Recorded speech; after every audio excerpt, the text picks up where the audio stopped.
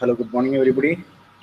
Mm, Can somebody confirm that I am audible and my screen is visible? Yes, sir. Okay, it is visible. Screen is visible and I'm audible. Uh, See, very few students have joined. I don't know why students are so late. Um, okay, we'll wait for some more minutes. We have to wait because only uh, 15, 16 students have only joined. We will wait for some more minutes and we will start. So basically, we have uh, we have discussed rather we have discussed previously chapter number 4, sorry 3, and we have, I think we have reached up to nozzles. So we'll take just a revision of what we have discussed yesterday in the previous lecture, and then we will proceed for further points to be covered today.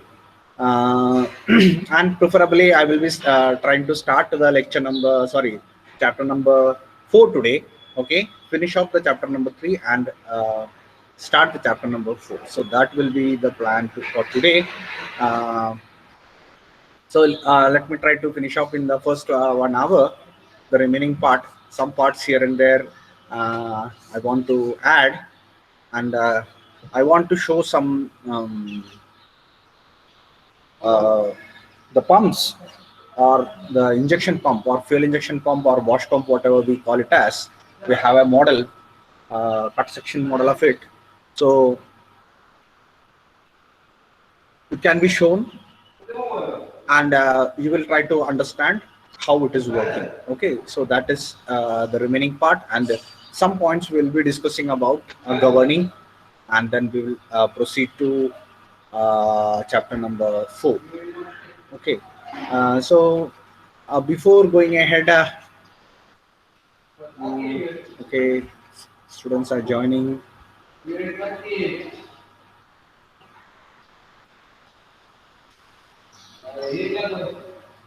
So around 25 students have joined now. So we'll try to start the revision of the previous chapter first, and then we'll move on to the next part.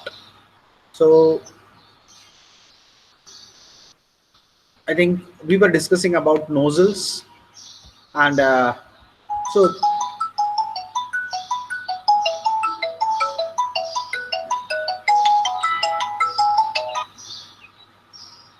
so hope you can see my screen, and on the screen is the nozzle. So only 30 students, not even 30 students, 20. Why students are so late in joining, I don't know.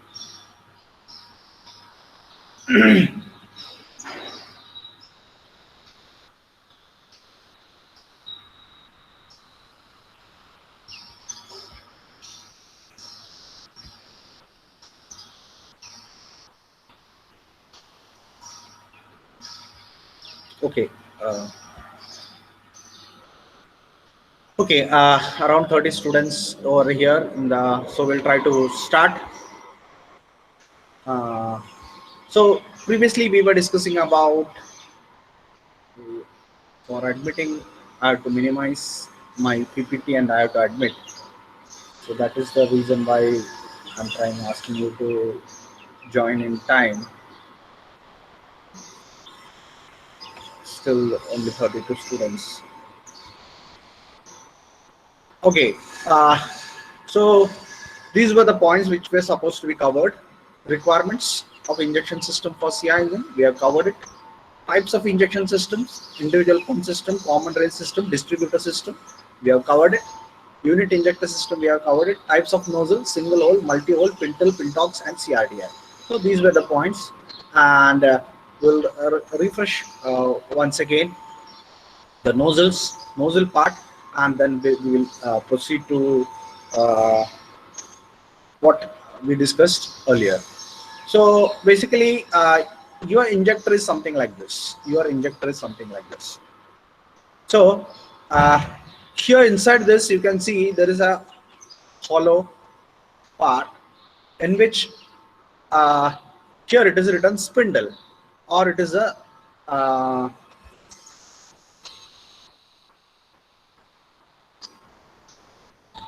so this particular spindle or the element, the nozzle element, is going to be sit over here in this particular hollow portion made for it, and above it is your spring, and with the help of this particular spring, this spindle is held its in position such that, म्हणजे त्या स्प्रिंगचं function काय आहे, ह्याला दाबून ठेवणं. कशासाठी दाबून ठेवणं?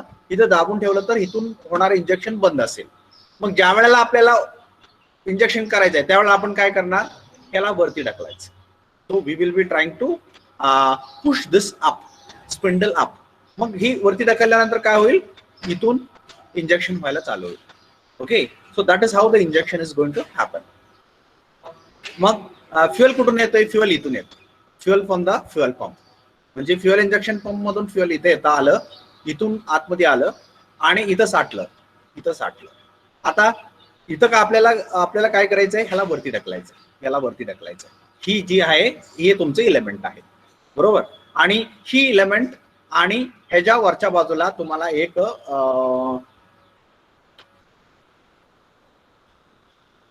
डिलिव्हरी वॉल असेल. ओके, ह्याच्या वरच्या बाजूला एक डिलिव्हरी वॉल असेल. सॉरी, पंपामध्ये डिलिव्हरी वॉल. इथं इंजेक्शन नोझल आहे आणि ही इथं स्प्रिंग आहे, आणि या स्प्रिंगने ही दाबून ठेवलंय आणि ही याला आपल्याला उचलायचं आहे. तर ही कसं होतंय हे आपण थोडक्यात बघूया आणि वी विल प्रोसीड. सो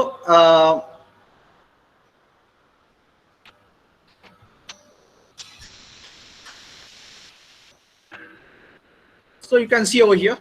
इथं तुम्हाला चांगल्या प्रकारे समजेल. ही जी दिसते ती ही नोझल आहे, बरोबर आहे. सॉरी, इलेमेंट आहे. आणि ही इलेमेंट इथं दाबून ठेवलंय आपण. कशामुळे दाबून ठेवलंय? इथं वरच्या असलेल्या स्प्रिंगमुळे. त्या स्प्रिंगमुळे ही दबून राहते खाली. आणि आपल्याला ज्या वेळेला इंजेक्शन करायचं त्यावेळेला आपण ह्याला काय करणार, ही इलेमेंट आहे याला वरती उचलणार, ही इलेमेंट आहे याला वरती उचलणार. आता ही इलेमेंट ज्या वेळेला आपण वरती उचलू त्यावेळेला आपल्याला इंजेक्शन होणार आहे. आणि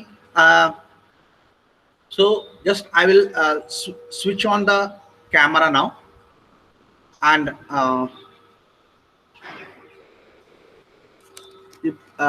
can you see what I am showing? Can you see what I am showing? Are you able to see? Can somebody confirm?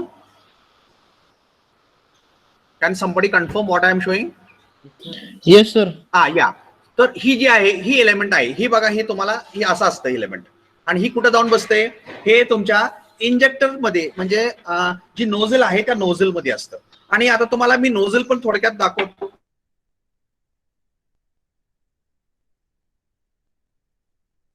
दिसत असेल ही नोझलचं क्रॉस सेक्शन आहे. तर या क्रॉस सेक्शन मध्ये इथं दिसत असेल तुम्हाला, दिसतंय नोझलचं क्रॉस सेक्शन. ही नोझल आहे. Everybody is able to see it? Everybody is able to see it? Yes sir. तर ही नोझल आहे. ही त्याला आपण इंजेक्टर असं म्हणतो. हे आपण कुठं बसवलेलं असतं, इंजिन वरती बसवलेलं असतं. आणि ह्याच्या आतमध्ये ही दिसते तुम्हाला, इथं ही दिसतंय. ही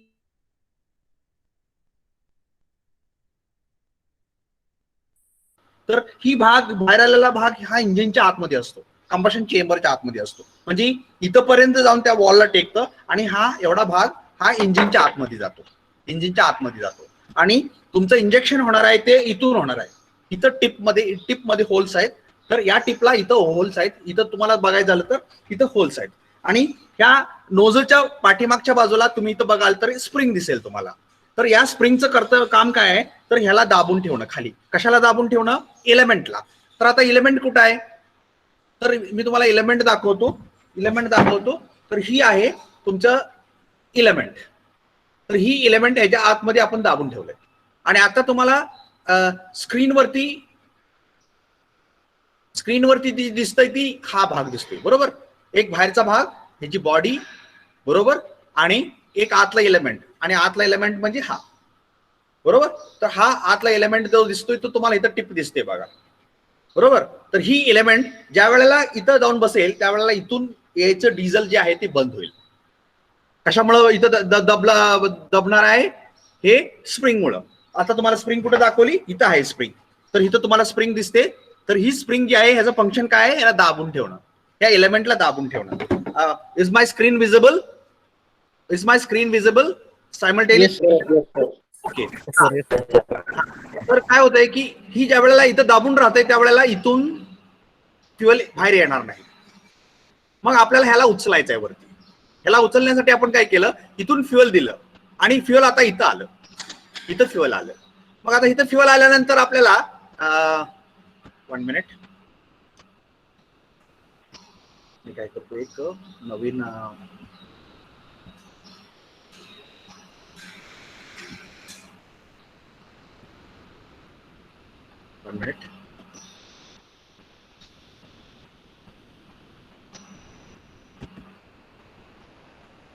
ओके. तर इथं आपल्याला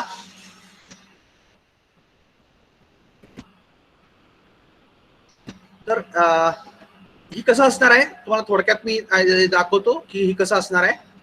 तर इथं काय होतंय, इथं तुमचं बघा ही जी नोझल आहे हे नोझलला इकडून फ्युएल येते, असं इकडून फ्युएल येईल आलं बाहेरून, बरोबर. आणि इथं तुमचं नोझल आहे. तर या नोझलला कसं असतं की जनरली इथं एक असं आणि असा टिप आहे, असं गृहीत धरा, असं टिप आहे. तर इथं फ्युएल आलं, इथं फ्युएल आलं. आता ह्या फ्युएलला आपल्याला माहिती आहे इथं हॉलो सेक्शन आहे आणि ह्या हॉलो सेक्शन मध्ये आता फ्युएल भरलेला आहे, बरोबर. आणि इथल्या होल मधून ते बाहेर जाणार आहे, इथल्या होल मधून ते बाहेर जाणार आहे, इथल्या होल मधून ते बाहेर जाणार आहे. तर ही तुमचं नोझल असं आहे, ही नोझल आहे तुमचं, बरोबर. इथल्या होल मधून ज्या वेळेला ही वरती उचललं जाईल त्यावेळेला इथलं फ्युएल आहे ती अशी या मार्गे बाहेर येईल. हे ज्या वेळेला इथं बसेल त्यावेळेला फ्युएल इथून येणार नाही. तर आपलं काम काय आता, या एलिमेंटला वरती ढकलायचं आहे, या एलिमेंटला वरती ढकलायचं आहे. तर काय आपण कसं वरती ढकलणार? तर मेकॅनिकल मीन्स आपण ढकलणार आहे. तर इथं माहिती आपल्याला पास्कल्स लॉ सांगतोय काय की pressure will be equal on all directions in a hydraulic system, बरोबर. आता इथे एक हायड्रॉलिक सिस्टम तयार झाली, इथे एक हायड्रॉलिक म्हणजे इथं फ्युएल आहे म्हणजे हायड्रॉलिक सिस्टम आहे आणि याचं प्रेशर आहे इथं, या इथं जेवढा प्रेशर आहे तेवढाच प्रेशर इथं असणार आहे, तेवढाच प्रेशर इथं असणार आहे, बरोबर. म्हणजे आता हा तुमचा एलिमेंट आहे, त्या एलिमेंटला एक कोनिकल टिप आहे, एलिमेंटला एक कोनिकल टिप आहे आणि तुम्हाला इथं एलिमेंट दाखवतो. ही झालं तुमचं एलिमेंट. तर ह्याच्या दिसतंय इथं कोनिकल टिप दिसतंय. आता ही मी स्क्रीनच्या राईट साईडला काढलेलं एलिमेंट ही आहे, बरोबर. तर ह्याच्या इथं कोनिकल टिप तुम्हाला दिसतोय. तर या कोनिकल टिपच्या ठिकाणी तुम्हाला आता फ्युएल आहे आणि आता फ्युएल इथं ऍक्ट होत, प्रेशर ऍक्ट होतोय. आता प्रेशर ऍक्ट होतोय म्हणजे आता प्रेशर कसं असणार आहे असा. and you know that any force acting can be resolved into two components, one a horizontal component and a vertical component, barabar. So one horizontal component and one vertical component like this. So this is your horizontal component and this is your vertical component. आता इथं पण आहे fuel, चौ बाजूला fuel आहे. 1 minute, what happened? Okay.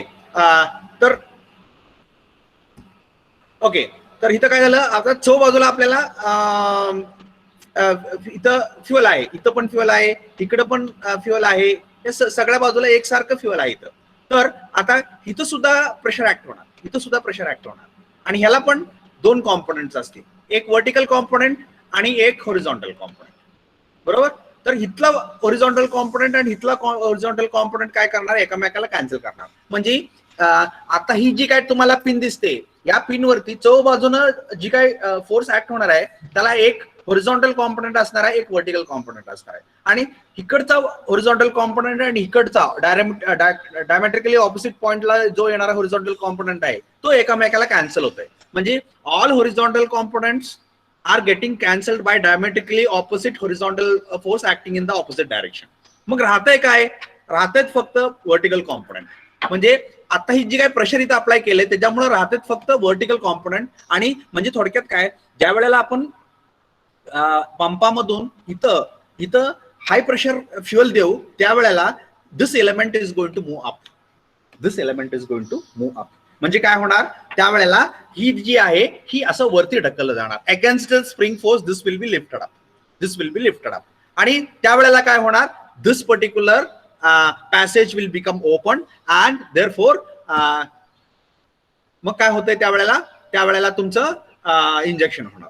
Okay, so that is how your injection is happening. म्हणजे काय होतंय इथं वर्टिकल फोर्स इकडून येणारा म्हणजे चो बाजूने येणाऱ्या प्रेशर आहे त्याचे फक्त वर्टिकल कॉम्पोनंट शिल्लक राहतात.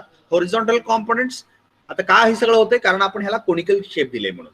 कोनिकल शेप दिल्यामुळे काय झालं whatever the pressure is acting will be perpendicular to the surface आणि that can be resolved into two components, one vertical and one horizontal. All the horizontal components get cancelled with each other and what is remaining is only horizontal vertical components. आणि त्या म्हणजे चौ बाजूने ह्याला vertically push मिळतोय वरच्या बाजूला. म्हणजेच काय आपण ज्या वेळेला हाय प्रेशर फ्युएल इकडून देऊ जेवढा जास्त प्रेशर आपल्याला हाय प्रेशर आपण फ्युएलचा वाढवू तेवढ्या जास्त प्रेशर मध्ये ही वरती ढकलला जाणार. सो इथं जी स्प्रिंग आहे त्या स्प्रिंग फोर्सला ओव्हरकम करून this element will move up and this will open and injection will happen. मग जेवढ्या वेळ आपण इथं हाय प्रेशर फ्युएल इथं अवेलेबल ठेवू तेवढ्या प्रमाणात ही वरती राहणार. ज्या क्षणी आपण फ्युएल इंजेक्शन पंप मधलं हाय प्रेशर सप्लाय फ्युएल बंद करू त्या क्षणी ही आपोआप बंद होणार कारण ह्याला वरनं स्प्रिंग फोर्स दाबतोय. त्या क्षणी काय होईल इथं वरती जी ढकलणारा फोर्स आहे तो नाहीसा होईल आणि त्यामुळं this will come and sit on its seat and the injection will end. बरोबर. आणि आपण ज्या वेळेला सुरुवातीला म्हणालो रिक्वायरमेंट्स त्यावेळेला एक लास्ट पॉइंट म्हणालो की we want to start the injection and stop the injection abruptly, very precisely, very sharply. We don't want any dribbling. बरोबर. स्लो ओपनिंग आणि स्लो क्लोजिंग नको आहे आपल्याला. अचानक ओपन झाला पाहिजे, अचानक क्लोज झाला पाहिजे. So how it is going to happen? It is going to happen by pushing this up by the force whatever is coming over here. Okay, so I think everybody understood how the element is working, how the element is working for a system. सगळ्यांना समजलं की fuel injection pump मधलं sorry nozzle मधलं element कसं working होतंय.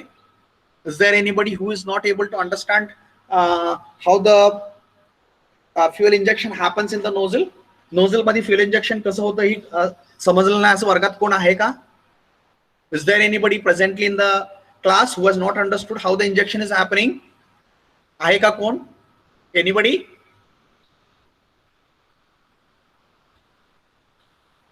कोणी समजलं नाही असं म्हणत नाही. So I will presume that everybody has understood. Everybody has understood. आता ह्याच्या पुढे जाऊन आपण थोडंसं इंजेक्शन एलिमेंट आता आपण इंजेक्शनचं नोझल बघितलं. म्हणजे आता आपण जी तुम्हाला जी काय दाखवलं म्हणजे आता तुम्ही जी काय पाहिलं ती काय होतं.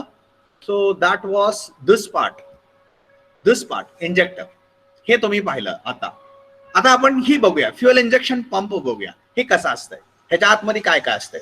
सो आता ह्याचं ऑपरेशन तुम्हाला समजलं काय. इकडून आपण पंपामधून फ्युएल हाय प्रेशर फ्युएल दिलं की त्यावेळेला इथल्या एलिमेंटला ही वरती ढकलतंय आणि मग त्यावेळेला इंजेक्शन होतंय. जेवढ्या वेळ इथला प्रेशर अवेलेबल आहे तेवढ्या वेळ ही ओपन राहणार. ज्या क्षणी आपण इकडनं प्रेशर द्यायचा प्रेशराइज्ड फ्युएल द्यायचं बंद करेल त्या क्षणाला इथलं इंजेक्शन बंद होईल. Okay, so that is what is happening. आता let us see how this particular fuel injection pump is working. हे कसं वर्किंग होतंय ते आपण आता बघूया. सो त्यासाठी अजून एक तुम्हाला फिगर दाखवतो त्याच्या अगोदर त्याच्या आतमध्ये काय काय असतं. तर बिफोर गोईंग टू दॅट इथं ही मल्टीहोल नोझल आहे. आपण नोझल आता जी डिस्कस केली ती मल्टीहोल नोझल, देन सर्कम्फरन्शियल नोझल, वेगवेगळ्या टाईपच्या नोझल्स असतात. पिंटल नोझल इथं बघा ह्याला एक टिप दिले, ही टिप ह्याच्यामधून बाहेर येते त्यावेळेला क्लिनिंग होतं. All this things we have discussed.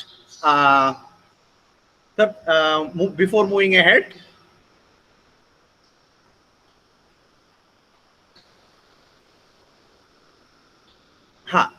तर हे इंजेक्टर आता तुम्ही मी आता तुम्हाला कट सेक्शन दाखवलेला हा बघा इंजेक्टर. तर इथून फ्युएल आलती इथं ह्या एलिमेंटला वरती ढकलतंय. ह्या एलिमेंट इथं स्प्रिंग फोर्स आहे. मग जेवढ्या वेळेला आपण ह्याला वरती ढकलू त्या वेळेला इथे इंजेक्शन चालणार.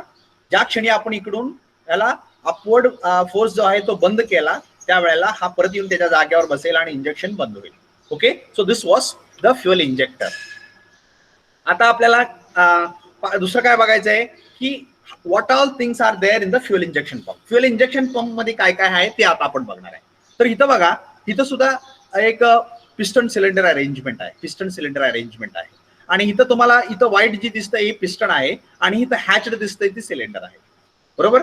आता ही कुठं असणार आहे? फ्युएल इंजेक्शन पंपाच्या आतमध्ये असणार आहे. बरोबर. तर ही कसं असतंय हे तुम्हाला आता मी दाखवतो. आणि इथं काय होतंय की ही जी गॅप दिसते तुम्हाला इथं म्हणलंय बघा बॅरल, हे बॅरलच्या ही मध्ये जी काय गॅप दिसते त्या गॅप मध्ये इथं फ्युएल अडकलं जाते. आणि ज्या वेळेला ही एलिमेंट आहे, ही प्लंजर, ह्याला इथं प्लंजर नाव दिलंय बघा, एल, प्लंजर एल. ही प्लंजर एल एलिमेंट ज्या वेळेला वरती ढकललं जाईल त्यावेळेला इथं जी काही अडकलेलं फ्युएल आहे त्याला प्रेशराईज करून आपण वरती ढकलणार. बरोबर. अशा प्रकारे this is a piston cylinder arrangement. म्हणजे पंप म्हणजे त्यात काय, इथं एक प्लंजर टाइप पंप आहे. म्हणजे तिथं एक पिस्टन आणि सिलेंडर अरेंजमेंट आहे आणि ती पिस्टन त्या सिलेंडरच्या आतमध्ये मूव्ह होतंय. म्हणजे ही जी आहे ही पिस्टन सारखं काम करते. ही पिस्टन ज्या वेळेला, म्हणजे याला इथं आपण नाव दिलंय प्लंजर आणि सिलेंडरला नाव दिलंय बॅरल. तर बॅरलच्या आतमध्ये एक प्लंजर आहे आणि the plunger is going to move upward in the upward direction, pressurizing the fuel, and when this particular fuel is being pressurized and reaches some above some set pressure, त्यावेळेला इथे एक delivery wall दिलाय, तो wall open होईल आणि fuel will go to injector. तर ही तुम्हाला एक रफ स्केच. आता ही ऍक्च्युअली कसं दिसतंय, ऍक्च्युअली कसं असतंय, so that I will show you how it is. Are you able to see what I am showing now? What I am able to show now? Are you able to see what I am showing now? Yes? Are you able to see? Can somebody confirm? Yes, sir. Yes, sir. Okay. हा, तर हा दिसतोय हा तुमचा Yes, sir. हा barrel आहे. हा दिसतोय तो बॅरल आहे आणि हा दिसतोय तो हा प्लंजर आहे. आता तुम्हाला फिगर मध्ये दाखवलेला होता तो प्लंजर हा आहे आणि हा बॅरल आहे. तर इथं बघा तुम्ही, इथं थोडंसं गॅप दिसेल. तर ह्या गॅप मध्ये ही ज्या वेळेला मी वरती खालती मूव्ह करू त्यावेळेला काय होईल, ही खालती मूव्ह झालं की सक्शन. आता सक्शन कुठून होणार? इथं सक्शनचं होल आहे.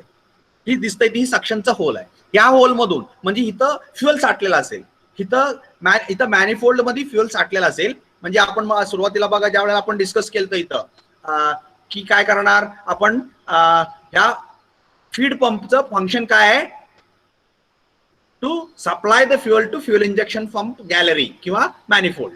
तर याच्या गॅलरीमध्ये नेहमी सप्लाय एन्श्युअर करणं कोणाचं काम आहे, फीड पंपचं. म्हणजे काय, तर थोडक्यात इथं त्याचं फ्युएल आहे. तर ती जी फ्युएल आहे ती कुठे येणार, ही ह्याच्या बाहेर येणार. आता मी तुम्हाला दाखवतोय माझं बोर्ड जिथं आहे तिथं गॅलरी असणार आहे आणि त्या गॅलरीमध्ये फ्युएल आहे. तर ती या गॅलरीमधून, म्हणजे ज्या वेळेला हा खाली जाईल, हा प्लंजर खाली जाईल त्यावेळेला ही सक करेल आणि ही भरलं जाईल. बरोबर. आणि नंतर ही परत प्रेशराईज ज्या वेळेला वरती जाईल त्यावेळेला काय होणार, इथं फ्युएल जे आहे ते प्रेशराईज होणार आणि ही वरनं इथून सप्लाय होणार.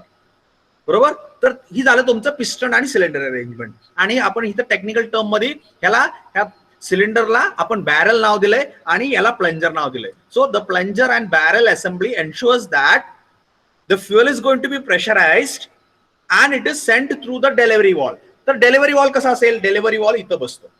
डिलिव्हरी वॉल तुम्हाला दिसतोय, delivery wall. So this is your delivery wall. आता या फिगर मध्ये तुमचं इथे एक स्टेम दिले बघा आणि इथं डिलिव्हरी वॉल लिहिलंय, तो डिलिव्हरी वॉल हा आहे. बरोबर.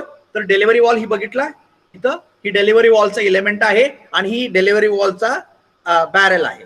बरोबर. तर ही इलेमेंट काय होते, ही ज्या वेळेला इथून प्रेशराइज्ड फ्युएल येईल, इथून या बॅरल मधून, प्लंजरच्या बॅरल मधून इथून प्रेशराइज फ्युएल येईल, ते इथून वरती जाईल, आतमध्ये जाईल आणि ह्याला काय झालंय, हे याला वरती ढकलतंय, हे कसं आहे, हे सुद्धा स्प्रिंग लोडेड आहे. स्प्रिंग लोडेड म्हणजे तुम्हाला परत इथं दिसेल. आता मी ही या सगळ्या ऍक्च्युअल पंपामध्ये तुम्हाला दाखवतो. So I hope you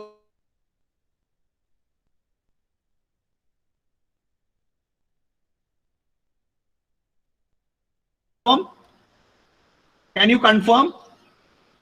Can somebody confirm? Pump दिसतोय का सगळ्याला? Yes sir. हा, तर ही जो पंप आहे, तर इथं आता मी जी काय बोललो तुम्हाला, ही प्लंजर बॅरल वगैरे ती इथं आहे. बरोबर. आणि ही जी पांढरं दिसतंय, इथं ही पांढरं दिसतंय बघा, ही पांढरं आहे ती तुमची गॅलरी आहे. तर ही ज्या वेळेला फ्युअल सप्लाय इथून येईल या गॅलरीमध्ये फ्युअल भरलेला दिसेल. तुम्हाला इथं होल दिसतंय का?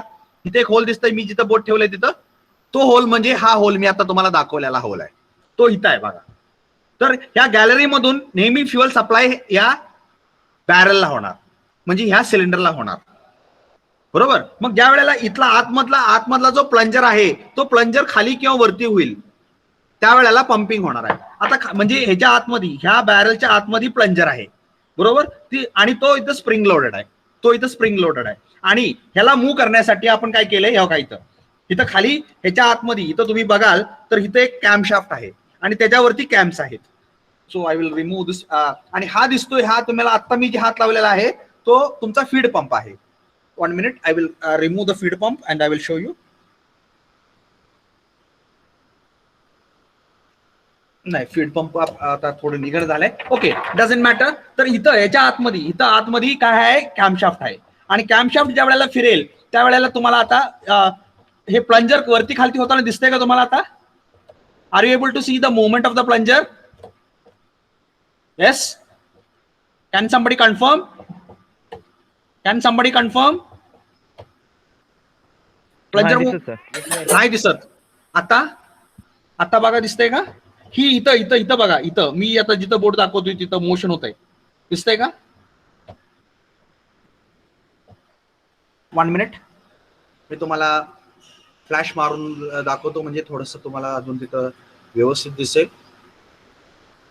इथं दिसतंय बघा. 1 minute, इथं चेक करा. Are you able to see the motion? दिसतंय का बघा motion? Yes, sir. Yes. Okay. तर ही जी वरती खालती मोशन आहे कशाचं होतंय, तर ह्या प्लंजर ह्या बॅरलच्या आतमधला जो प्लंजर आहे त्याला वरती इथून ढकललंय. इथं आतमध्ये कॅम्पशाफ्ट आहे आणि ह्याच्यावरती कॅम आहे. हा कॅम काय, इथला कॅम ह्याला ढकलतोय, इथला कॅम काय करतोय, ह्याला ढकलतोय. म्हणजे इथं काय, समजा आता 4 सिलेंडरचा आहे तर इथं आतमध्ये 4 कॅम आहेत आणि प्रत्येक कॅम वरती आला, कॅमचा लोब वरती आला की तो त्या सिलेंडरचा जो प्लंजर आहे त्याला वरती ढकलतोय. मग ज्यावेळेला इथला कॅम वरती येईल त्यावेळेला हा ह्याला ढकलेल, ज्यावरती इथला येईल त्यावेळेला हा ह्याला ढकलेल, आणि ज्यावेळेला इथलं येईल त्यावेळेला इथं ढकलेल. म्हणजे इथून ज्या वेळेला ही वरती येईल त्यावेळेला इथून इंजेक्शन होणार, इथून ज्या वेळेला हा वरती येईल त्यावेळेला इथून इंजेक्शन होणार. आणि ह्याच्या आतमध्ये तुम्हाला ही असं आहे, ही आहे, बरोबर. ही जी आहे ही एलिमेंट इथं बसवलंय. इथं बघा, ही जी होल दिसतंय ती इथं आहे, बरोबर. आणि ह्याला आपण आता खाली वरती असं करणार आहे. कसं वापरून काय, तर ही स्प्रिंग लोडेड इथे एक कॅम्पशाफ्ट आहे आणि ह्याच्यावरती इथं जी बसलंय that is your delivery valve. आणि डिलिव्हरी वॉलला इथं स्प्रिंग लोडेड आहे. मग काय होतंय, फ्युअल ह्या होलमधून आत गेली, ह्या होलमधून फ्युअल आतमध्ये गेली. कधी गेली, ज्या वेळेला ह्याला आपण खाली वळू त्यावेळेला सक्शन, बरोबर. आणि त्याच्यानंतर परत हा वरती ढकलतोय. आता वरती गेला, ह्या होलच्या वरती गेला की एवढ्या प्रमाणात फ्युअल अडकली गेली, भरली गेली, बरोबर. जेवढी फ्युअल अडकली, मग मी त्या अजून पुढे ढकललं की काय होतंय, ही फ्युअल ह्या होलमधून इकडे घुसतंय आणि ह्या वॉलला उचलतंय, ह्या वॉलला अगेन्स्ट द स्प्रिंग फोर्स, या स्प्रिंगच्या फोर्स पेक्षा जास्त ज्या वेळेला प्रेशर इथं मिळेल त्यावेळेला ह्या स्प्रिंग उचलून ह्या इथं बघा, इथं खाचा आहेत, ह्या खाचामधून तुम्हाला म्हणजे गॅप आहे, त्या गॅप मधून काय होईल, फ्युअल बाहेर येईल.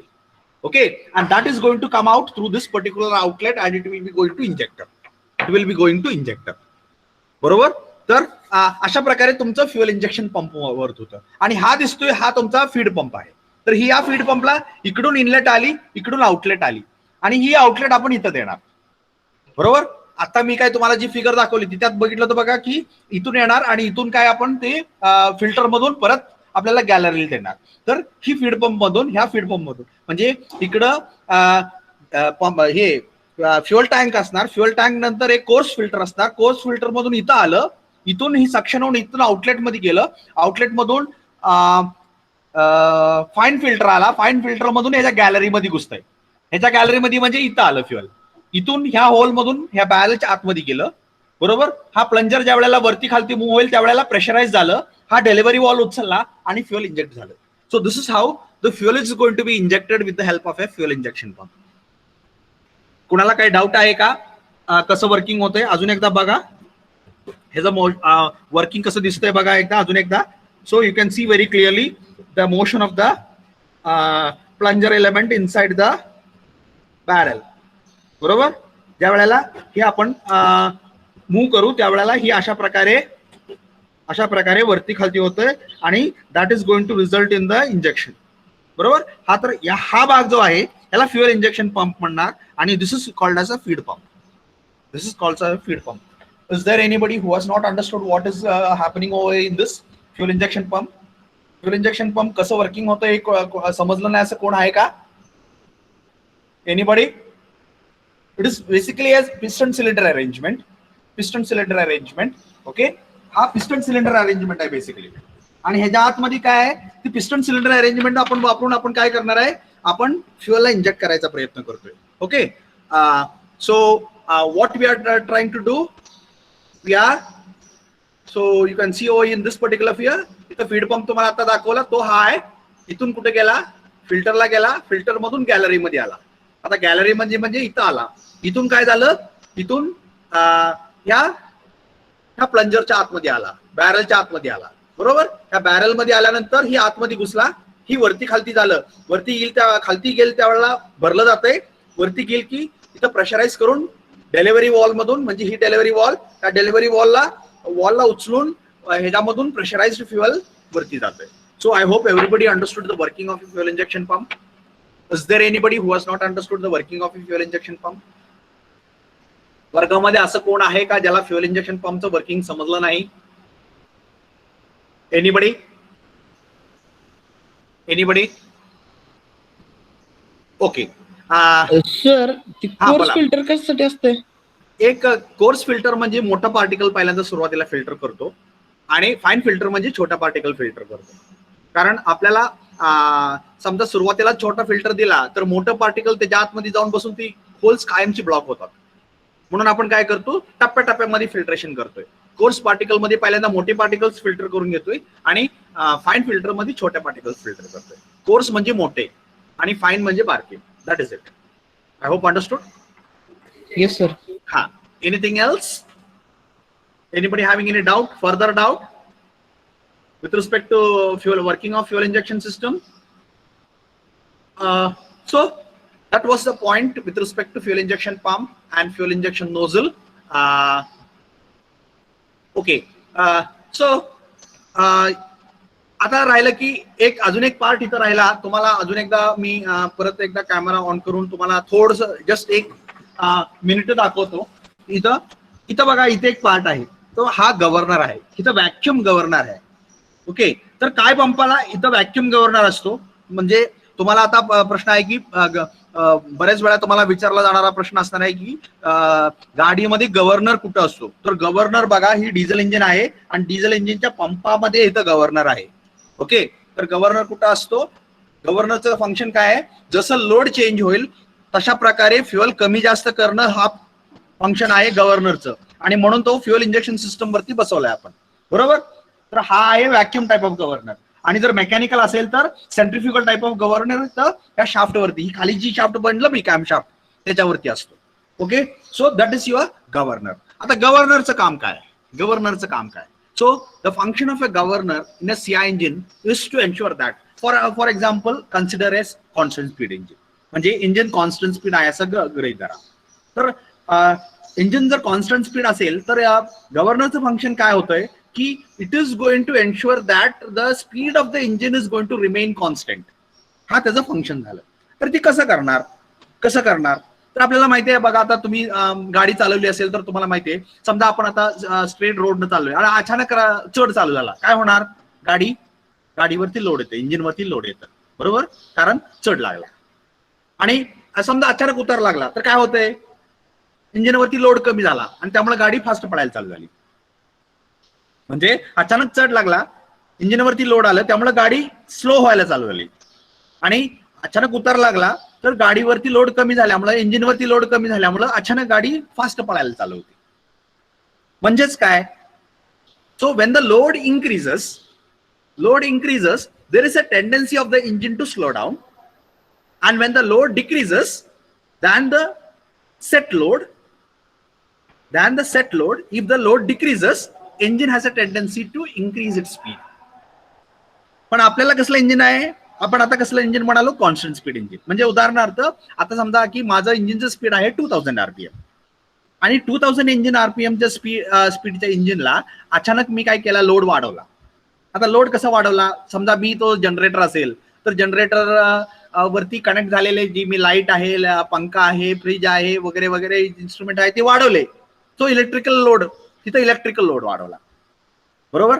आपण गाडी असेल, गाडीमध्ये जास्त वजन टाकलं किंवा गाडी चढायला लागली, लोड वाढला. ओके. गाडीमध्ये जास्त पॅसेंजर भरलं, लोड वाढला. So that is the way how we are going to increase the load. तर ज्या वेळेला इंजिनवरती लोड वाढला त्यावेळेला engine has a tendency to slow down. का? कारण त्याची पॉवर जनरेशन कॅपॅसिटी आहे ती तेवढीच राहिली. बरोबर. आपण बाकी कुठलाही पॅरामीटर चेंज करत नाही, आता फक्त इंजिन बद्दल बोलतोय. बरोबर. आणि फक्त लोड बद्दल बोलतोय. तर लोड वाढला आणि आपल्या इंजिनच्या बाकीच्या गोष्टी सगळ्या तर कॉन्स्टंट राहिल्या, तर काय होतं, पॉवर जनरेशन तेवढंच राहिली, परंतु लोड वाढला त्यामुळे इंजिनचं स्पीड कमी झालं. परंतु आपण कॉन्स्टंट स्पीड इंजिन मध्ये बोलतोय त्यामुळे आपल्याला आता काय करायला पाहिजे, फ्युएल वाढवायला पाहिजे. So we have to increase the speed. आणि ह्याच्या उलट झालं, अचानक आपण लोड काढून घेतला इंजिनवरनं.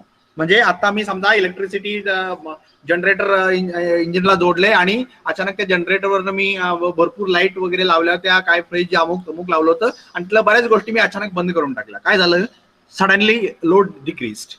किंवा उदाहरणार्थ आता मी गाडीमध्ये चाललो होतो आणि अचानक 40 माणसं बसली होती गाडीमध्ये, 20 माणसं उतरली.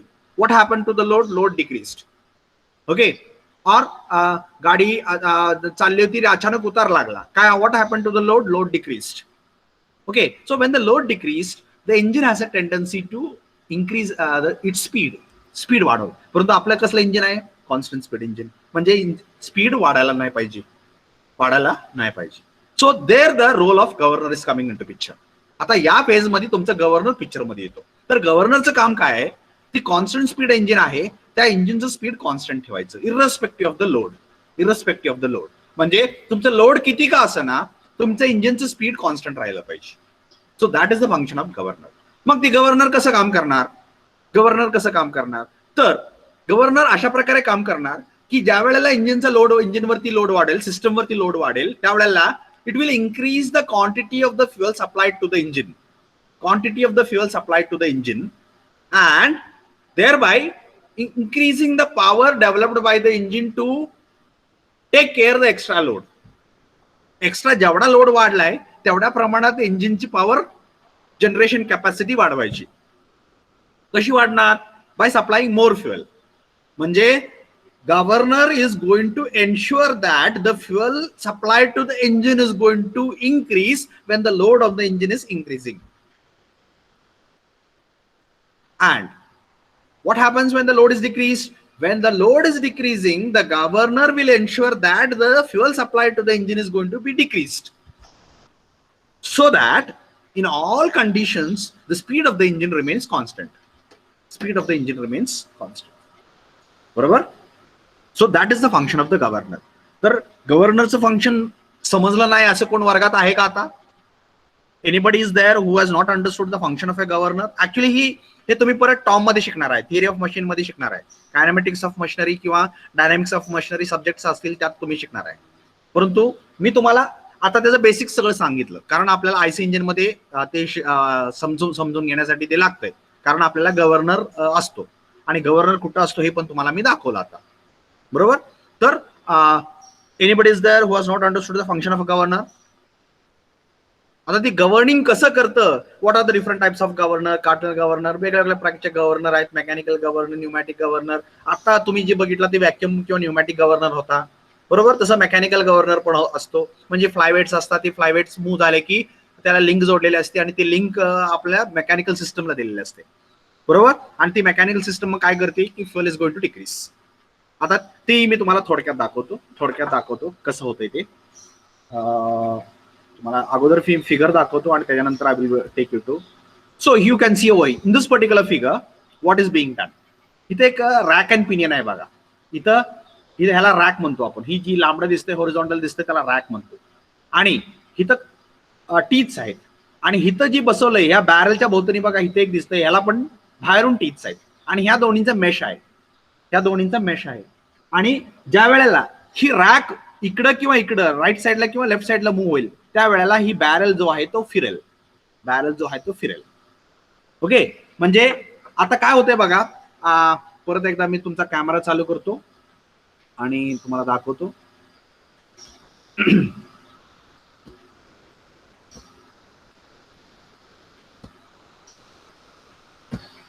ओके, तर आता आपण काय करणार आहे, हा जो बॅरल तुम्हाला आता सगळा बॅरल दिसतोय, परत आणखी एकदा तोच एलिमेंट दाखवतोय, बॅरल बरोबर, प्लंजर. तर ही बॅरल आहे तो आता मी फिरवतोय बरोबर, ही प्लंजर तिथंच ठेवतोय आपण. ही खाली मी माझ्या उजव्या हातात दिसतोय तो प्लंजर आहे, मी आता धरलाय तो प्लंजर आहे, आणि आता मी धरलाय तो बॅरल आहे. तर बॅरल आता मी फिरवणार आहे. आता बॅरल फिरवल्यानं काय होतंय, काय होतंय, तर इथं तुम्ही बघाल तर इथे एक नॉच आहे, इथे एक तुम्हाला एक नॉच दिसेल, खाच दिसेल, दिसते का खाच, सगळ्यांना दिसते का इथे खाच, या प्लंजर वरती तुम्हाला एक खाच दिसते इथं. Is everybody able to see? Yes sir. हा, तर ही जी खाच आहे ती काय होतंय की ती ह्या होलला जिथं मॅच होते. मग आता बघा, मी अशा पोझिशनला ठेवलं तर ती लवकर मॅच होईल, आणि असं जसं ह्याला फिरवेल तसं तसं तो उशिरा मॅच होणार.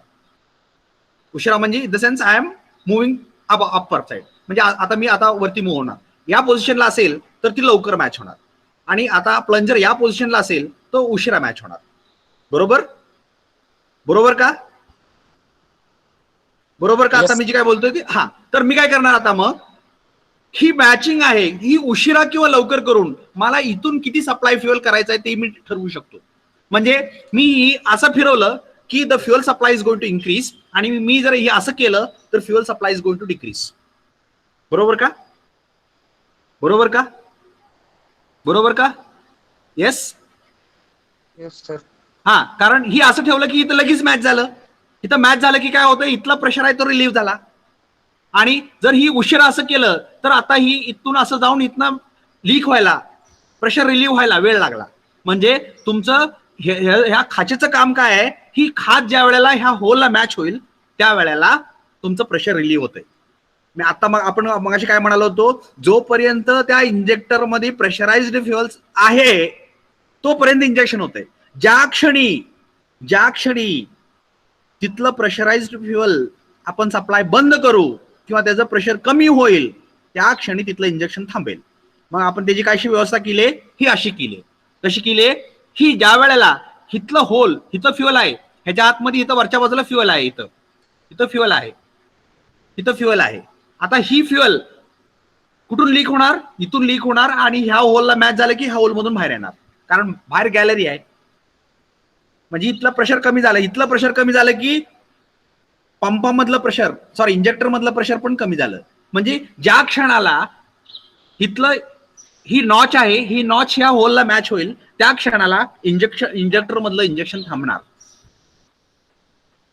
का? कारण इथलं प्रेशर कमी झालं. इथलं प्रेशर का कमी झालं? प्रेशर कशामुळे होतं, आपण कॉम्प्रेस केलं. ज्या क्षणाला तिथं बाहेर जायचा मार्ग मिळाला, मार्ग कसा मिळाला, इथं खाच आहे, या खाचीमधून या होल मधून इकडे मार्ग मिळाला त्याला बाहेर जायला. म्हणजे ज्या क्षणाला ही होल या नॉचला मॅच होईल त्या क्षणी तिकडचं प्रेशर रिलीव्ह होईल. मग आपण काय करणार, ज्या वेळेला आपल्याला प्रेशर फ्युएल क्वांटिटी वाढवायची आहे किंवा कमी करायची आहे त्यावेळेला आपण ही असंच ठेवलंय, आणि ही आहे ती बॅरल आहे ती असं फिरवतो, बॅरल आहे ती असं फिरवतो. मग बॅरल असं समजा, असं मी आता या पोझिशनला आणलं तर लवकर प्रेशर रिलीव्ह होणार. बरोबर, फ्युएल वाढवायचं आहे, मी असं केलं, ही बॅरल इकडे फिरवलं, आता काय होणार, इथं ही नॉच उशिरा मॅच होणार. म्हणजे जास्त वेळ तुमचं प्रेशर फ्युएल सप्लाय होत राहील. म्हणजे ही असं वरती होत राहतंय आता, आणि ही होत असताना आता आपल्याला जास्त वेळ फ्युएल इंजेक्शन मिळते. का? कारण आपण ही फिरवलंय. आणि ही फिरवायची जी व्यवस्था आहे ही आपण कशामुळे केली, तर इथे एक रॅक अँड पिनियन वापरून केली. तर ही तुम्हाला आता रॅक दाखवतो मी. इथं तुमचं रॅक आहे, इथं बघा, इथं रॅक आहे, ही दिसतंय ती रॅक आहे, इथं दिसतंय ती रॅक आहे. आता तुम्हाला ह्याच्यामध्ये दिसतंय का बघा, मी तुम्हाला दाखवतो. इथं रॅक आहे बघा, हो काय, ही दिसतंय ती रॅक आहे, ती दिसते, मी आता दाबतोय ती रॅक आहे. ती आतमध्ये कुठं आहे, इथं आतमध्ये आहे. आणि ती याला कुठं मॅच केलंय, इथं ह्याच्या आतमध्ये. तुम्हाला आता मी दाबतो बघा, हे कसं फिरतंय बघा, हे बघा दिसतंय का फिरताना. Are you able to see it? दिसतंय का? One second.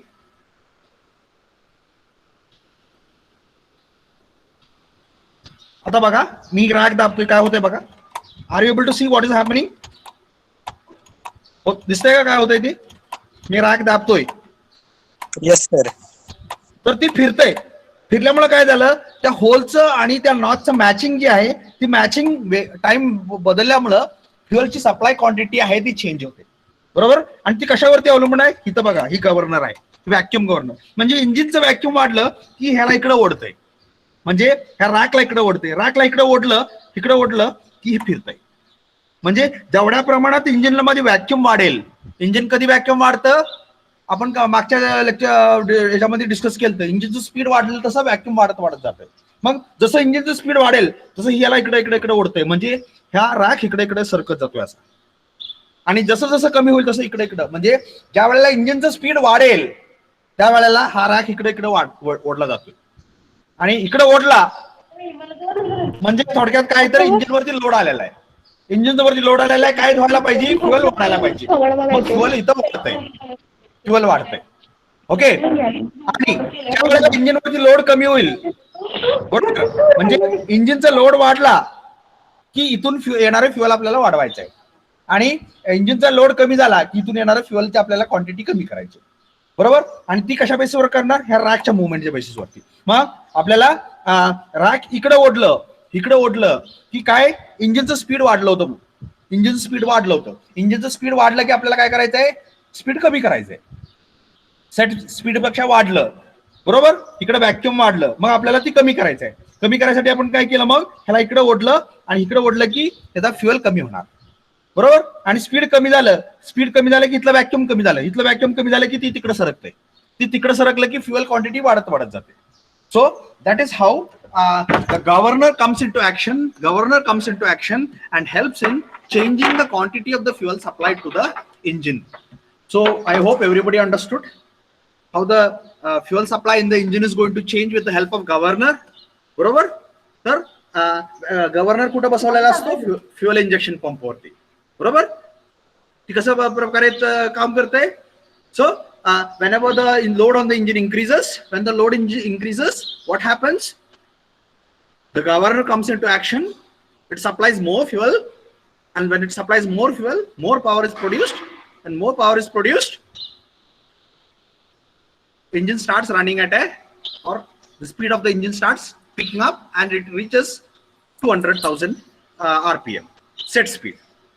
स्पीड वाढलं, लोड कमी झाल्यामुळे जर स्पीड वाढलं तर, म्हणजे लोड समजा अचानक काढून घेतला आपण, स्पीड वाढतंय, मग वाढलेलं स्पीड आपल्याला कमी करायचंय. मग काय करणार? Governor will decrease the fuel.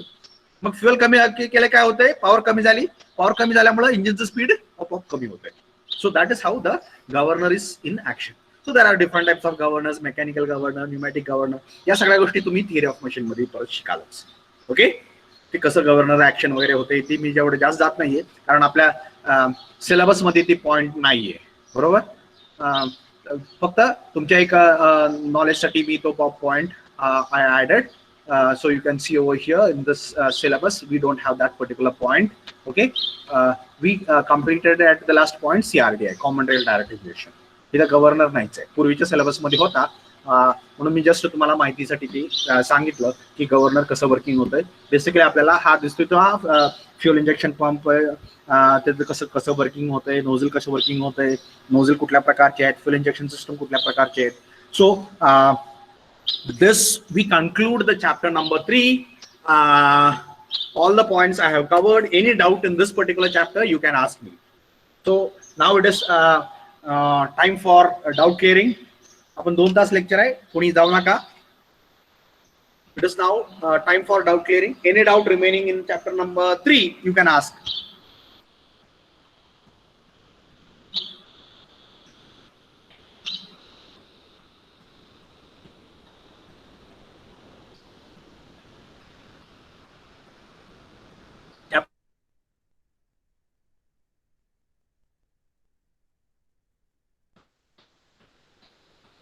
If no, then we will move on to next chapter.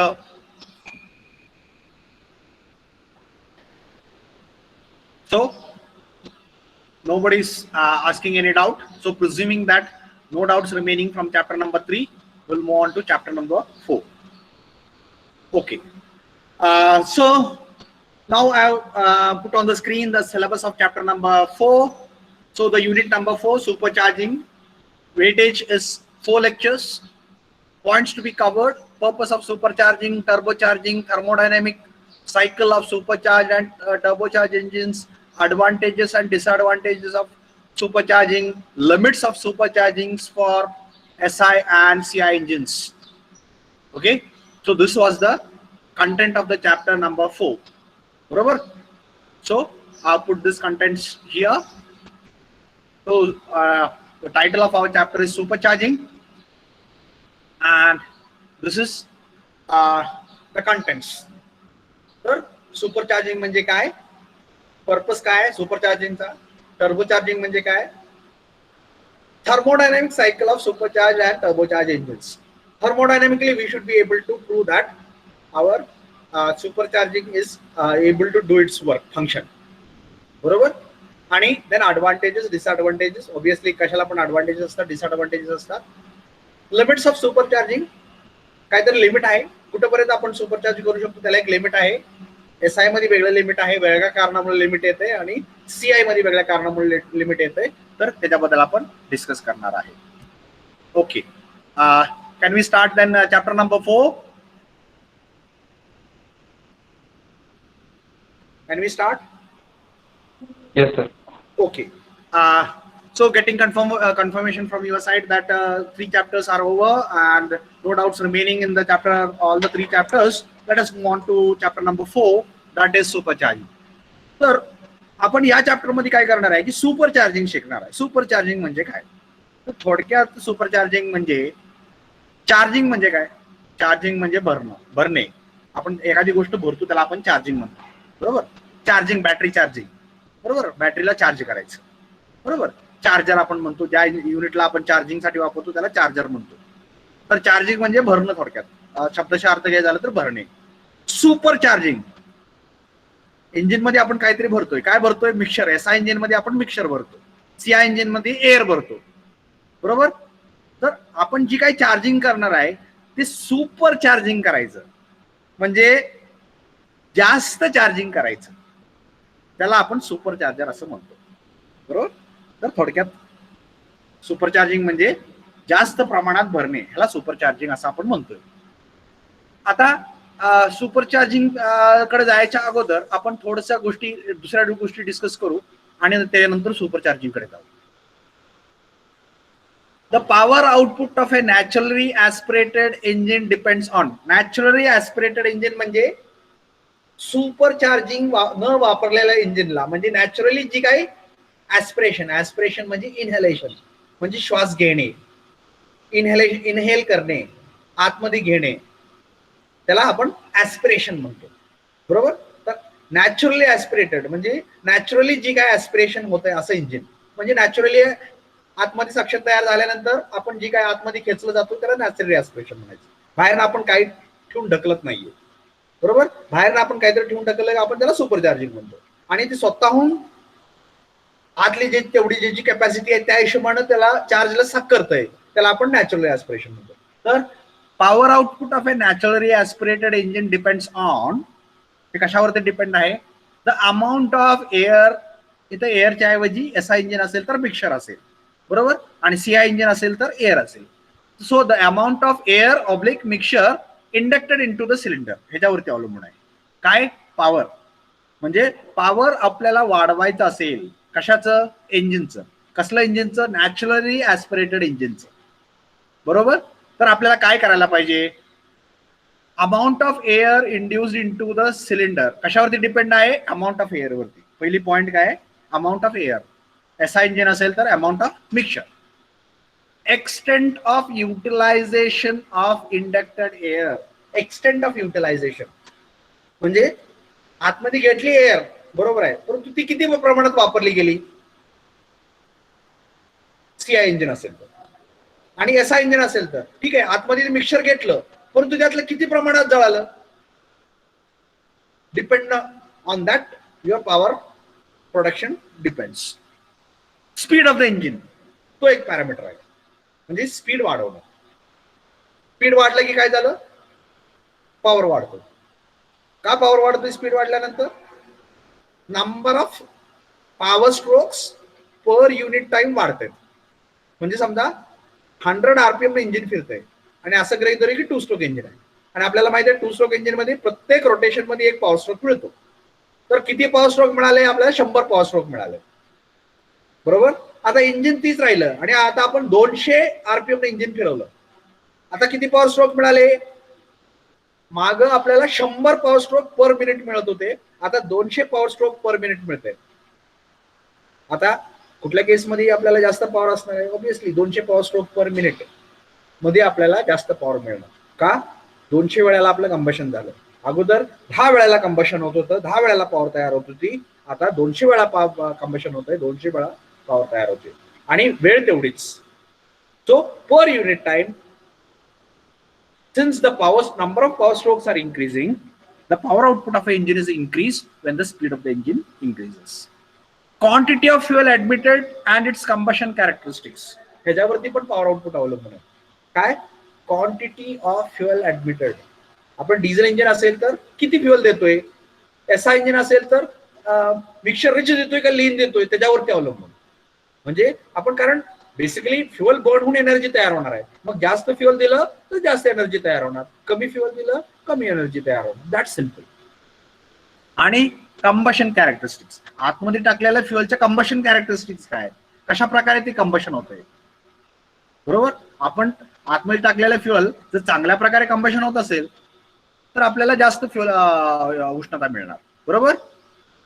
आपण समजा वाळलं लाकूड चुलीत टाकलं तर ती बडा बडा बडा पेटणार, आणि जर ओलं टाकलं तर ती पेटणार नाही, नुसतं दूर दूर होणार. So the energy conversion is going to be less. पण ती जर वाळलं लाकूड टाकलं तर energy conversion is going to be better.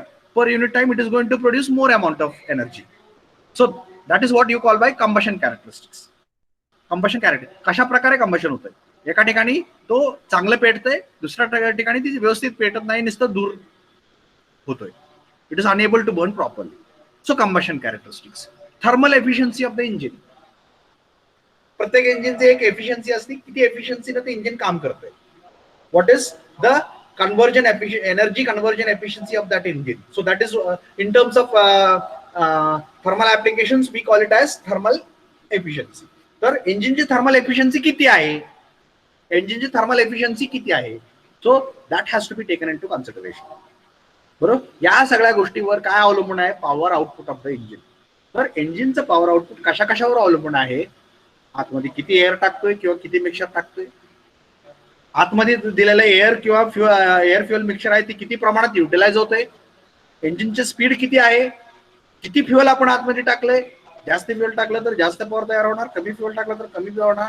Combustion characteristic कशी आहेत, व्यवस्थित कंबशन होतंय का नाही, व्यवस्थित कंबशन झालं तर एनर्जी कन्व्हर्जन चांगल्या प्रकारे होतं. कंबशन कॅरेक्टरिस्टिक्स पुअर असेल तर कंबशन व्यवस्थित होत नाही, याचा अर्थ एनर्जी कन्व्हर्जन व्यवस्थित नाहीये. आणि thermal efficiency of the engine whether it is high or low. जर थर्मल एफिशियन्सी इंजिन चांगली असेल म्हणजेच it is able to convert the energy in a good manner, आणि थर्मल एफिशियन्सी कमी आहे याचा अर्थ it is unable to convert energy in good manner, that is the meaning. तर या सगळ्या गोष्टींवरती आपल्याला power output of the engine अवलंबून आहे. तर हे सगळं कशाला आपण डिस्कस केलं?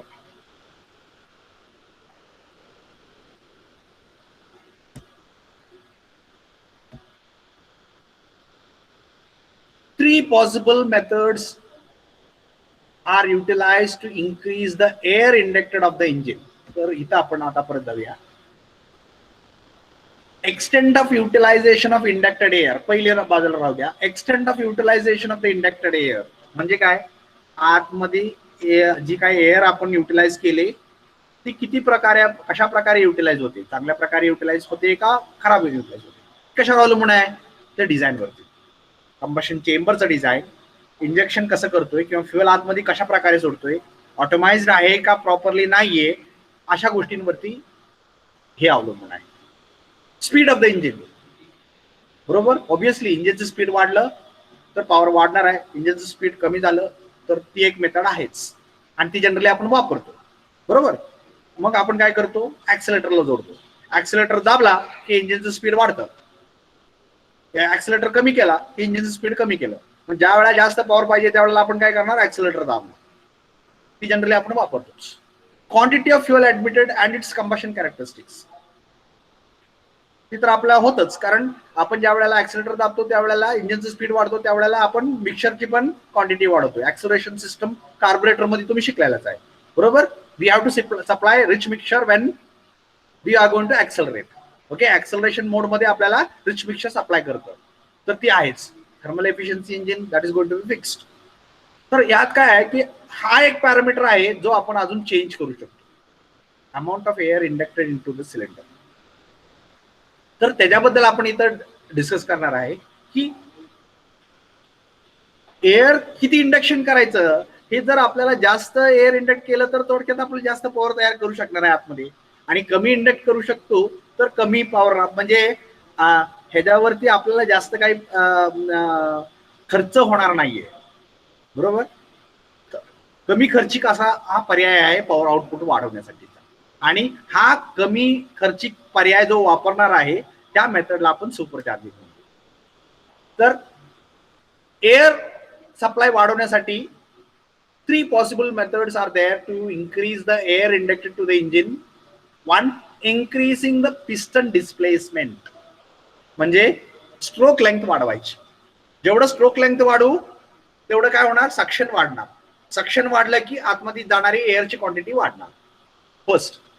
So this increases the size and weight of the engine. परंतु ह्याच्यामुळे काय होतंय, स्ट्रोक लेंथ वाढल्यामुळे इंजिनची लेंथ वाढली, आणि लेंथ वाढल्यामुळे तेवढं मटेरियल वाढलं.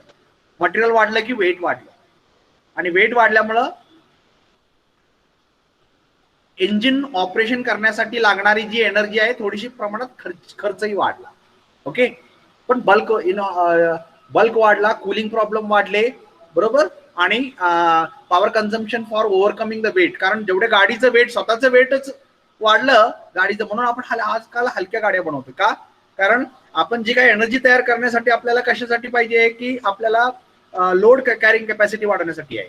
आणि ती जर इंजिनचं गाडीचंच वेट वाढलं, इंजिनचंच वेट वाढलं, तर तीच एनर्जी कशात खर्चिक पडते, इंजिनचं वेट कॅरी करण्यासाठीच खर्चिक पडते. तर आपल्याला इंजिनचं वेट न वाढता आपल्याला इंजिनची पॉवर वाढली पाहिजे. Running the engine at high speeds, हा पर्याय तर आपल्याला ऑब्व्हियसली आहे, परंतु यात काय होतंय, this results in increasing frictional losses. कारण तेवढ्या प्रमाणात आपल्याला स्पीड फ्रिक्शन वाढलं, जेवढ्या प्रमाणात इंजिनचं पिस्टनचं मोशन होतंय, आतल्या पार्टचं मोशन वाढतंय, तेवढ्या प्रमाणात फ्रिक्शन वाढलं आणि इनर्शिया वाढला. Increasing the density of the charge. तर इथं आपल्याला अजून एक मेथड आहे. काय करायचं, इंजिनचं आतमध्ये जाणारं व्हॉल्यूम तेवढंच ठेवून आपण जर त्या एअरची डेन्सिटी वाढवली तर काय होईल, आतमध्ये जाणाऱ्या एअरची क्वांटिटी इन मास टर्म्स वाढली. व्हॉल्यूम तेवढंच ठेवलं बरं का. आपण समजा आता एक सिलेंडर आहे, त्याच्यामध्ये आपण 1 लिटरचं सिलेंडर आहे असं गृहीत करूया. तर 1 सिलेंडरच्या एअरमध्ये आत्ताच्या ऍटमॉस्फेरिक कंडिशनला एअर भरली, आणि आपण त्याचं वजन केलं, आणि त्यानंतर मी काय केलं, कॉम्प्रेस करून त्या 1 लिटर सिलेंडरच्या आतमध्ये एअर भरली, कॉम्प्रेस करून, आणि आता वजन केलं, तर कुठल्यामध्ये मास जास्त असणार आहे, ऑब्व्हियसली कॉम्प्रेस्ड एअर. मग आपण काय केलं, कॉम्प्रेस म्हणजे डेन्सिफाय केलं. So increasing the density of the charge, this allow a greater mass of the charge to be inducted into the same volume, आणि या प्रोसेसला आपण सुपर चार्जिंग असं म्हणतो. So what is supercharging? Introducing more or greater mass of charge into the cylinder volume remaining the same. Cylinder व्हॉल्यूमला आपण change करत नाहीये, तेवढ्याच सिलेंडर व्हॉल्यूम मध्ये आपण जास्त quantity in terms of mass we are able to fill.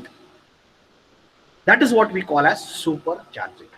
तर त्याला आपण काय म्हणणार, सुपर चार्जिंग असं म्हणणार. तर मला वाटतं सुपर चार्जिंग सगळ्यांना समजलं की सुपर चार्जिंग म्हणजे थोडक्यात प्रिन्सिपल काय आहे, तर व्हॉल्यूम, इंजिनचं व्हॉल्यूम, म्हणजे आपल्याला माहिती आहे इंजिनचं व्हॉल्यूम म्हणजे काय, आपल्याला माहिती आहे 100 सीसीचं इंजिन आहे, 150 सीसीचं इंजिन आहे, आपण मारुती 800 म्हणतो, तिथं 800 काय आहे, सीसी आहे, व्हॉल्यूम आहे. सीसी म्हणजे क्युबिक सेंटीमीटर, बरोबर. Cubic centimetre is a unit for volume.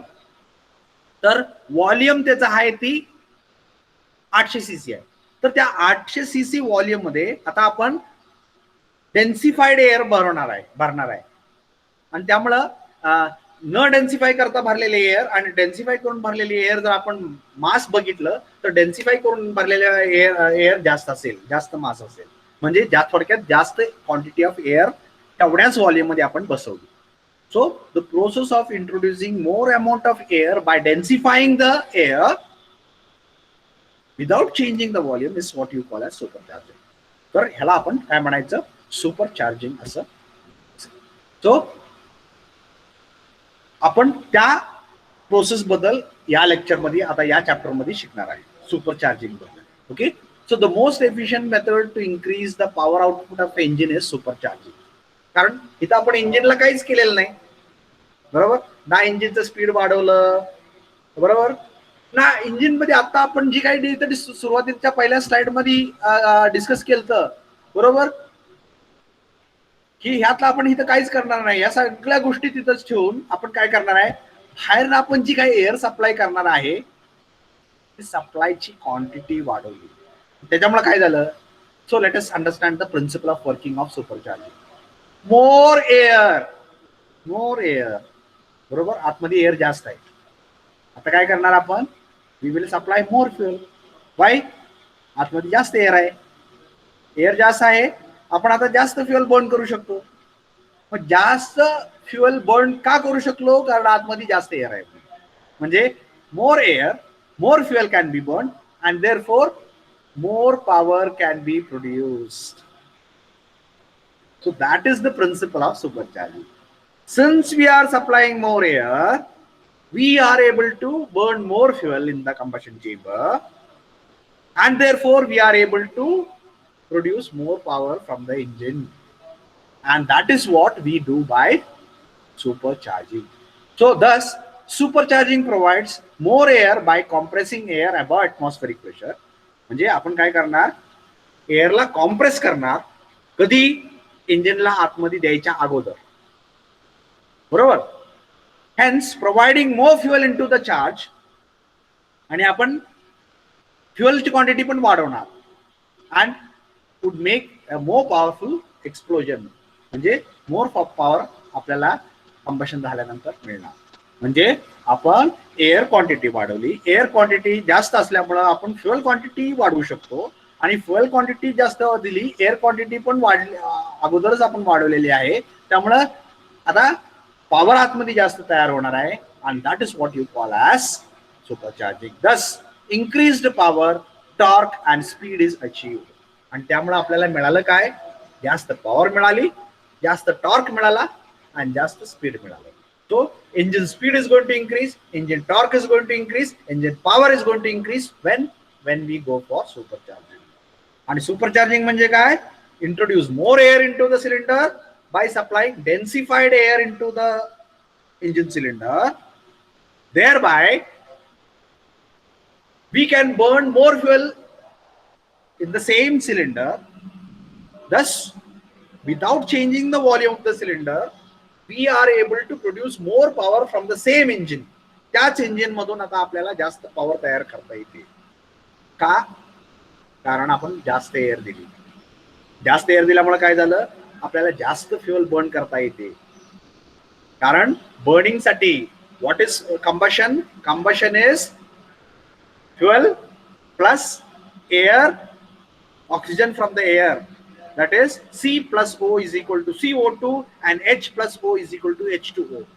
त्याला आपण कंबशन असं म्हणतो, बरोबर. म्हणजे थोडक्यात जेवढी जास्त प्रमाणात आपण एअर आतमध्ये देऊ शकू तेवढ्या प्रमाणात जास्त फ्युएल आपल्याला बर्न करता येते.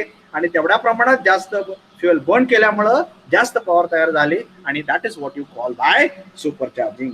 आणि सुपरचार्जिंगचा रिझल्ट काय आहे, increased power, increased torque, increased speed. So these are the effects of supercharging. तर इथं diagrammatically represent केले what is supercharging. Method of supplying air or air fuel mixture higher than the pressure at which the engine naturally aspirates bye means of boosting device is called as supercharging. बरोबर. आपल्याला high pressure charge supply करायचा आहे इंजिनला. कसं? Bye means of boosting device. Boosting, pressure boosting device. Pressure वाढवण्यासाठी काहीतरी एक device वापरलं. बरोबर. ते डिव्हाइस वापरून आपण काय करणार आहे? हाय प्रेशर चार्ज इंजिनला सप्लाय करणार आहे. आपण आता चार्ज शब्द का वापरला? कारण एअर असेल तर ती डिझेल इंजिन बद्दल बोलत असू आणि एअर फ्युअल मिक्सर असेल तर एसआय इंजिन बद्दल बोलत असू. मग आपल्याला एसआय इंजिन किंवा सीआय इंजिन बोलायची गरज नाही का? कारण आपण चार्ज म्हणालो त्याला. मग जे काही चार्ज असेल तो चार्ज हाय प्रेशरनं सप्लाय करायचा आणि ते हाय प्रेशर कसं अटेंड करायचं? By using A pressure boosting device. बरोबर.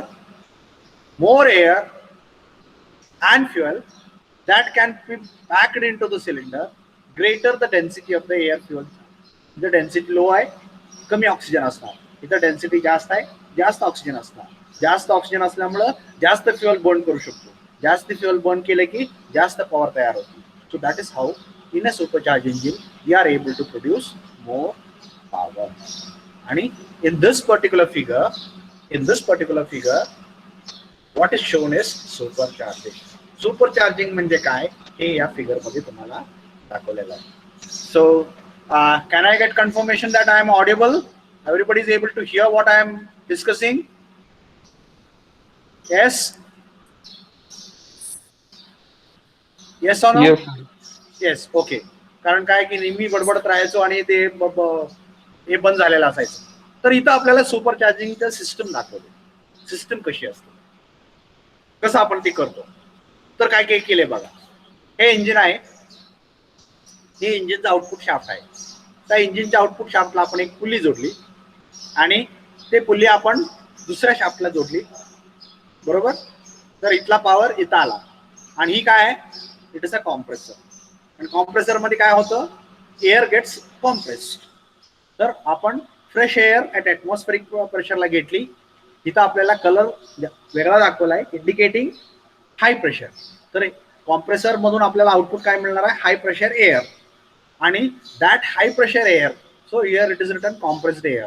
So compressed air is supplied to the engine cylinder. बघा, आपण पॉवर कुठून घेतली? इंजिन कडून घेतली. कशासाठी घेतली? कॉम्प्रेसर रन करायला घेतली. कॉम्प्रेसर रन केल्यामुळे काय झालं? हाय प्रेशर एअर तयार झाली आणि ती हाय प्रेशर एअर कुठे सप्लाय केली? इंजिनला सप्लाय केली. बरोबर. आता ह्यातनं तुम्हाला काय बोध होतोय? काय समजतंय? आपण एका बाजूला पॉवर वाढवण्याचा प्रयत्न करतोय, परंतु पॉवर वाढवण्यासाठी जी डिव्हाइस वापरणार आहे त्याला वर्किंग करण्यासाठी सुद्धा पॉवर आपण कुठूनच घेतोय? त्याच इंजिन कडून घेतोय. म्हणजे थोडक्यात काय, आपल्याला इथं जेवढी पॉवर आपण वाढवणार आहे ती जर या कॉम्प्रेसरला लागणाऱ्या पॉवर पेक्षा, म्हणजे इथली जी वाढ आहे ती वाढीचं प्रमाण जर ह्याला लागणाऱ्या पॉवर पेक्षा कमी असेल then this is not a feasible method. हे मग नॉट फिजिबल आहे. कारण इथं आपण वाढवतोय आणि त्याच्यापेक्षा जास्त हे कॉम्प्रेसर रन करायला आपण जर देत असू तर that is not a feasible solution. तर आपल्याला आता ही प्रूव्ह करायला पाहिजे की इथं लागणारी पॉवर पेक्षा जास्त आपण इथं वाढवतोय. एअर कॉम्प्रेस करून सप्लाय केल्यामुळे जी इंजिनची पॉवर वाढणार आहे ती याच्यापेक्षा जास्त असणार. Then and then only it is feasible. But this is the method. बरोबर. So this is one method of supercharging. So there are different methods. We'll be discussing the different methods. So this is one method of supercharging. So I hope everybody understood what we are doing in supercharging. बरोबर. Supercharging मध्ये आपण नक्की काय करतो हे थोडक्यात इथं या स्लाइड वरती तुम्हाला समजलंय. काय करतोय? एक कॉम्प्रेसर घेतला आणि त्या कॉम्प्रेसर मध्ये काय करतोय? प्रेशर वाढवतोय. What we have done? Boosting the pressure. मग घेतलं प्रेशर बुस्टिंग डिव्हाइसचं ऍक्च्युअल नाव काय आहे? कॉम्प्रेसर. आपण त्याला काय म्हणणार? सुपरचार्जर. त्याला आपण टेक्निकल टर्म्स मध्ये या युनिटला काय म्हणणार? सुपरचार्जर म्हणणार. पण ते ऍक्च्युअली काय आहे? कॉम्प्रेसर. कॉम्प्रेसर काय करतो? एअर ऍटमॉस्फेरिक एअर आतमध्ये घेतो आणि कॉम्प्रेस्ड एअर बाहेर सोडतो. एअर कॉम्प्रेस करून बाहेर सोडतो, प्रेशर वाढवून बाहेर सोडतो, डेन्सिफाय करून बाहेर सोडतो. So dense high pressure air supplied by the compressor is going into the inlet manifold of the engine. त्यामुळे इंजिनला आता चार्ज जी आहे, चार्ज वाढला. more mass of air we are able to supply into the engine cylinder. Therefore we are able to now burn more fuel in the same engine. इंजिनला हात लावलेला नाही, इंजिनला काही change केलेलं नाही, पण त्याच इंजिन मध्ये आता आपण जास्त प्रमाणात फ्युएल जाळू शकतो. समजा आता आपण चहा ठेवलाय चुलीवर, आपल्याला लवकर पटपट करायचंय, आपण काय करणार, चुलीमध्ये जास्त लाकडं टाकणार. म्हणजे we are trying to burn more fuel. का? We want to do it faster, we want more energy, more power. When we want more power, we are trying to increasing the power by supplying more fuel. परंतु आपल्याला जर air आतमध्ये नसेल तर जास्त fuel टाकून सुद्धा उपयोग होणार नाही. कारण काय, आपण ऑलरेडी शिकलोय, the air fuel ratio should be within inflammability limit. जर आपण फक्त क्वांटिटी ऑफ फ्युएल वाढवलं तर काय होणार, the mixture will become more rich and we know that too rich mixture we cannot burn. ते बर्न होऊ शकत नाही. मग आपल्याला मिक्सचर टू रिच नाही पाठवायचं. 1 minute.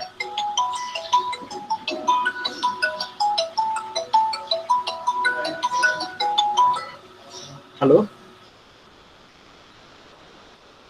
थोड्या वेळ करू का, लेक्चर चालू आहे. So we have here supercharger. So I hope everybody understood what is supercharger. Was there anybody who has not understood what is supercharger? So this particular unit is what you call as a supercharger. So concept of supercharging: the most preferred method for increasing the power output by means of increasing the mean effective pressure, average pressure that is supplied to the mixture. Effective pressure is to supply air fuel mixture at a pressure higher than atmospheric pressure. म्हणजे average pressure, engine मधलं average pressure वाढवायचं. बरोबर, कशासाठी वाढवायचं, आपल्याला quantity of air वाढवण्यासाठी. Quantity of air वाढले म्हणजे क्वांटिटी ऑफ ऑक्सिजन वाढली. क्वांटिटी ऑफ ऑक्सिजन वाढल्यामुळं जास्त फ्युएल बर्न करणार, जास्त फ्युएल बर्न केल्यामुळं जास्त पॉवर तयार होते. We will get increased power output, increased pressure. बरोबर, आपण एअर क्वांटिटी वाढवली की प्रेशर वाढणार. प्रेशर वाढल्यामुळे काय झालं, म्हणजे डेन्सिटी वाढली. डेन्सिटी वाढल्यामुळे काय झालं, एअर फ्लो रेट वाढला. एअर फ्लो रेट वाढला म्हणजे काय झालं, ऑक्सिजन वाढलं. ऑक्सिजन वाढल्यामुळे आपण more fuel we are able to supply and better combustion we are able to get and therefore power output increase. बरोबर, तर ह्याला आपण काय म्हणणार, सुपरचार्जिंग. सुपरचार्जिंग मध्ये काय करतो, we supply dense air. Dense air means more pressure. More pressure means more oxygen. More oxygen, more pressure means more mass. More mass means more oxygen. More oxygen means more fuel we can supply. More fuel we can supply, more fuel we can burn. More fuel we can burn, more power is produced. More power is produced, that means higher output we are getting from the same engine. म्हणजे इंजिनला काही हात न लावता आपण इंजिनची power output capacity वाढवली. कशी? By using supercharging principle. आणि या प्रिन्सिपलनं आपण ज्या वेळेला सुपरचार्जिंग करतो त्या वेळेला त्याला सुपरचार्जिंग म्हणतात. आणि प्रेशर वाढवण्यासाठी जी डिव्हाइस वापरतो त्याला आपण सुपरचार्जर असं म्हणतो. Supercharger is a pressure boosting device which supply air at higher pressure. त्या डिव्हाइसला आपण काय म्हणणार, सुपरचार्जर असं नाव दिलं. तर supercharging is nothing but a pressure boosting device. Pressure boosting device. It can be a compressor. You can call it anything. Okay, but technically it is a supercharger. मग तो वेन टाइप पंप आहे, roots type pump आहे, बरोबर, screw type pump आहे, centrifugal type pump आहे. हे सगळ्यामध्ये काय होते, प्रेशर वाढतोच.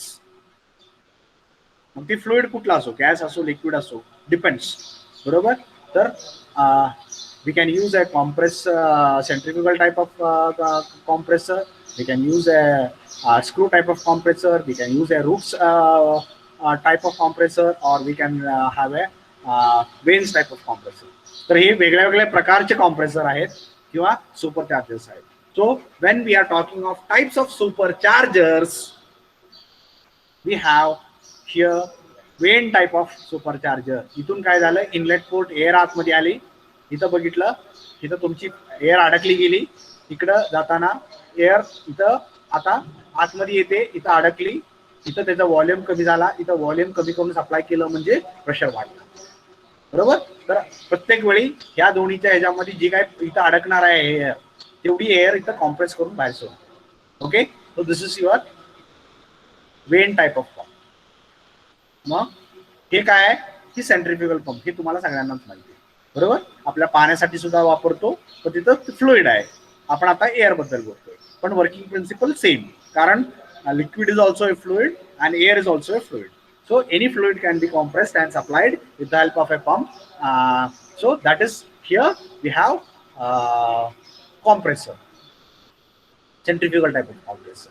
Here this is a roots type of blower or compressor. Roots type मध्ये काय होतंय, आता हा इम्पेलर फिरतोय, हा इम्पेलर सुद्धा फिरतोय, इथे एक शाफ्ट आहे, इथे एक शाफ्ट आहे. बरोबर. त्यातल्या कुठल्या तरी एकाला आपण ड्राईव्ह देणार, त्यावेळेला काय होणार आहे, आता इथं बघा एअर अडकली, ही एअर अडकलेली इथं गेली, ही फिरून असं पुढे गेलं की इथली एअर बाहेर जाते, म्हणजे इथून एअर सक करते, इथं कॉम्प्रेस करून इथं पुढे सोडते. Okay. So this is a roots type of blower or compressor.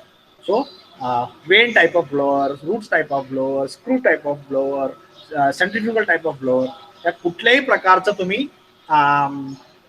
Compressor वापरू शकता. We call them as superchargers.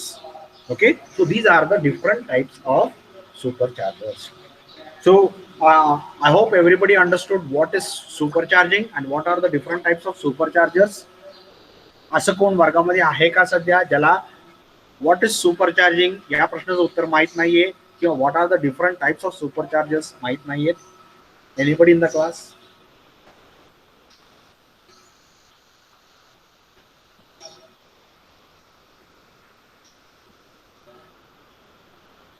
Anybody? Anybody in the class who has not understood what is supercharging? असं कोण आहे का वर्गात ज्याला सुपरचार्जिंग समजलं नाही, concept, different types of Superchargers समजले नाहीत? बघा, शब्द देण्यात ठेवा. टाइप्स ऑफ सुपरचार्जर्स बद्दल बोलतोय. Types of Superchargers. सुपरचार्जर आहे या डिव्हाइसला, म्हणजे या स्लाइड मध्ये हा तुमचा सुपरचार्जर होता, आणि हा काय आपण इथं त्याला कॉम्प्रेसर असं म्हणालो. बरोबर. जरी आपण इथं कॉम्प्रेसर वापरत असलो तरी आपण ती सुपरचार्जिंग साठी वापरलं म्हणून आपण त्याला सुपरचार्जर म्हणालो. मग हा कॉम्प्रेसर कुठल्या टाईपनं वर्किंग होतोय त्या बेसिसवरती we can again classify as vane type of compressor or supercharger. Here we have roots type of supercharger. Here we have screw type of supercharger. Here we have centrifugal type of supercharger. Okay. So these are the different types of supercharging. आता आपण types of supercharge बद्दल बोललो, आता methods of supercharging बद्दल बोलतो. शब्द देण्यात ठेवा. टाइप्स ऑफ सुपरचार्जर्स आणि आता मेथड्स ऑफ सुपरचार्जिंग. हे मी का परत परत का सांगतोय, कारण I have observed that when students in hurry don't do stress on the words and they write wrong answers. Okay. त्यांचं म्हणजे थोडक्यात टाइप्स ऑफ सुपरचार्जर्स बद्दल विचारलं तर मेथड्स ऑफ सुपरचार्जिंग सांगणार लिहिणार, किंवा मेथड्स ऑफ सुपरचार्जर्स विचारलं तर चार्जिंग विचारलं तर सुपरचार्जर्स बद्दल येणार. असं कन्फ्युजन काय विद्यार्थ्यांना होतं, म्हणून मी तुम्हाला इथं स्ट्रेस करायला सांगितलं. आता आपण काय शिकणार आहे, मेथड्स ऑफ सुपरचार्जिंग. सुपरचार्जिंग म्हणजे काय, प्रेशर बुस्टिंग. प्रेशर वाढवण्याला आपण सुपरचार्जिंग असं म्हणतो. आपण आता काय शिकणार आहे, मेथड्स ऑफ सुपरचार्जिंग. कुठल्या कुठल्या पद्धतीनं आपण प्रेशर वाढवू शकतो. That is what we mean by methods of supercharging. Independently driven compressor or blower. आत्ता आपण जे बघितलं होतं, कॉम्प्रेसर वापरायचा किंवा ब्लोअर वापरायचा आणि प्रेशर वाढवायचा. And it is independently driven, त्याला आपण ड्राईव्ह दिलाय. Usually driven by electric motor. मग आपण ती इंजिन कडनं पॉवर वापरून करू शकतो किंवा इलेक्ट्रिक मोटर वापरून इलेक्ट्रिसिटी बाहेरची वापरायची, एक इलेक्ट्रिक मोटर फिरवायची आणि त्या मोटरचं पॉवर त्या कॉम्प्रेसरला द्यायचं. That is also possible. Okay, so that is one method. तर एक कॉम्प्रेसर वापरायचा, त्याला ड्राईव्ह कशी पण द्या तुम्ही, रिस्पेक्टिव्ह ऑफ दॅट. एक कॉम्प्रेसर वापरायचा, इंडिपेंडेंटली ड्रिव्हन कॉम्प्रेसर वापरायचा आणि प्रेशर बूस्ट करायचा. So that is first method. Okay, so that is one method of supercharging, that is independently driven compressor. Second, ram effect. What is this ram effect? ram effect म्हणजे थोडक्यात सांगायचं तर आपण ज्याला कुचणं म्हणतो, कुचणे म्हणजे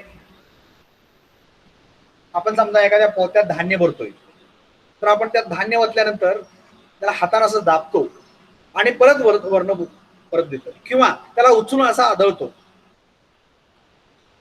so that is what is called as रॅमिंग.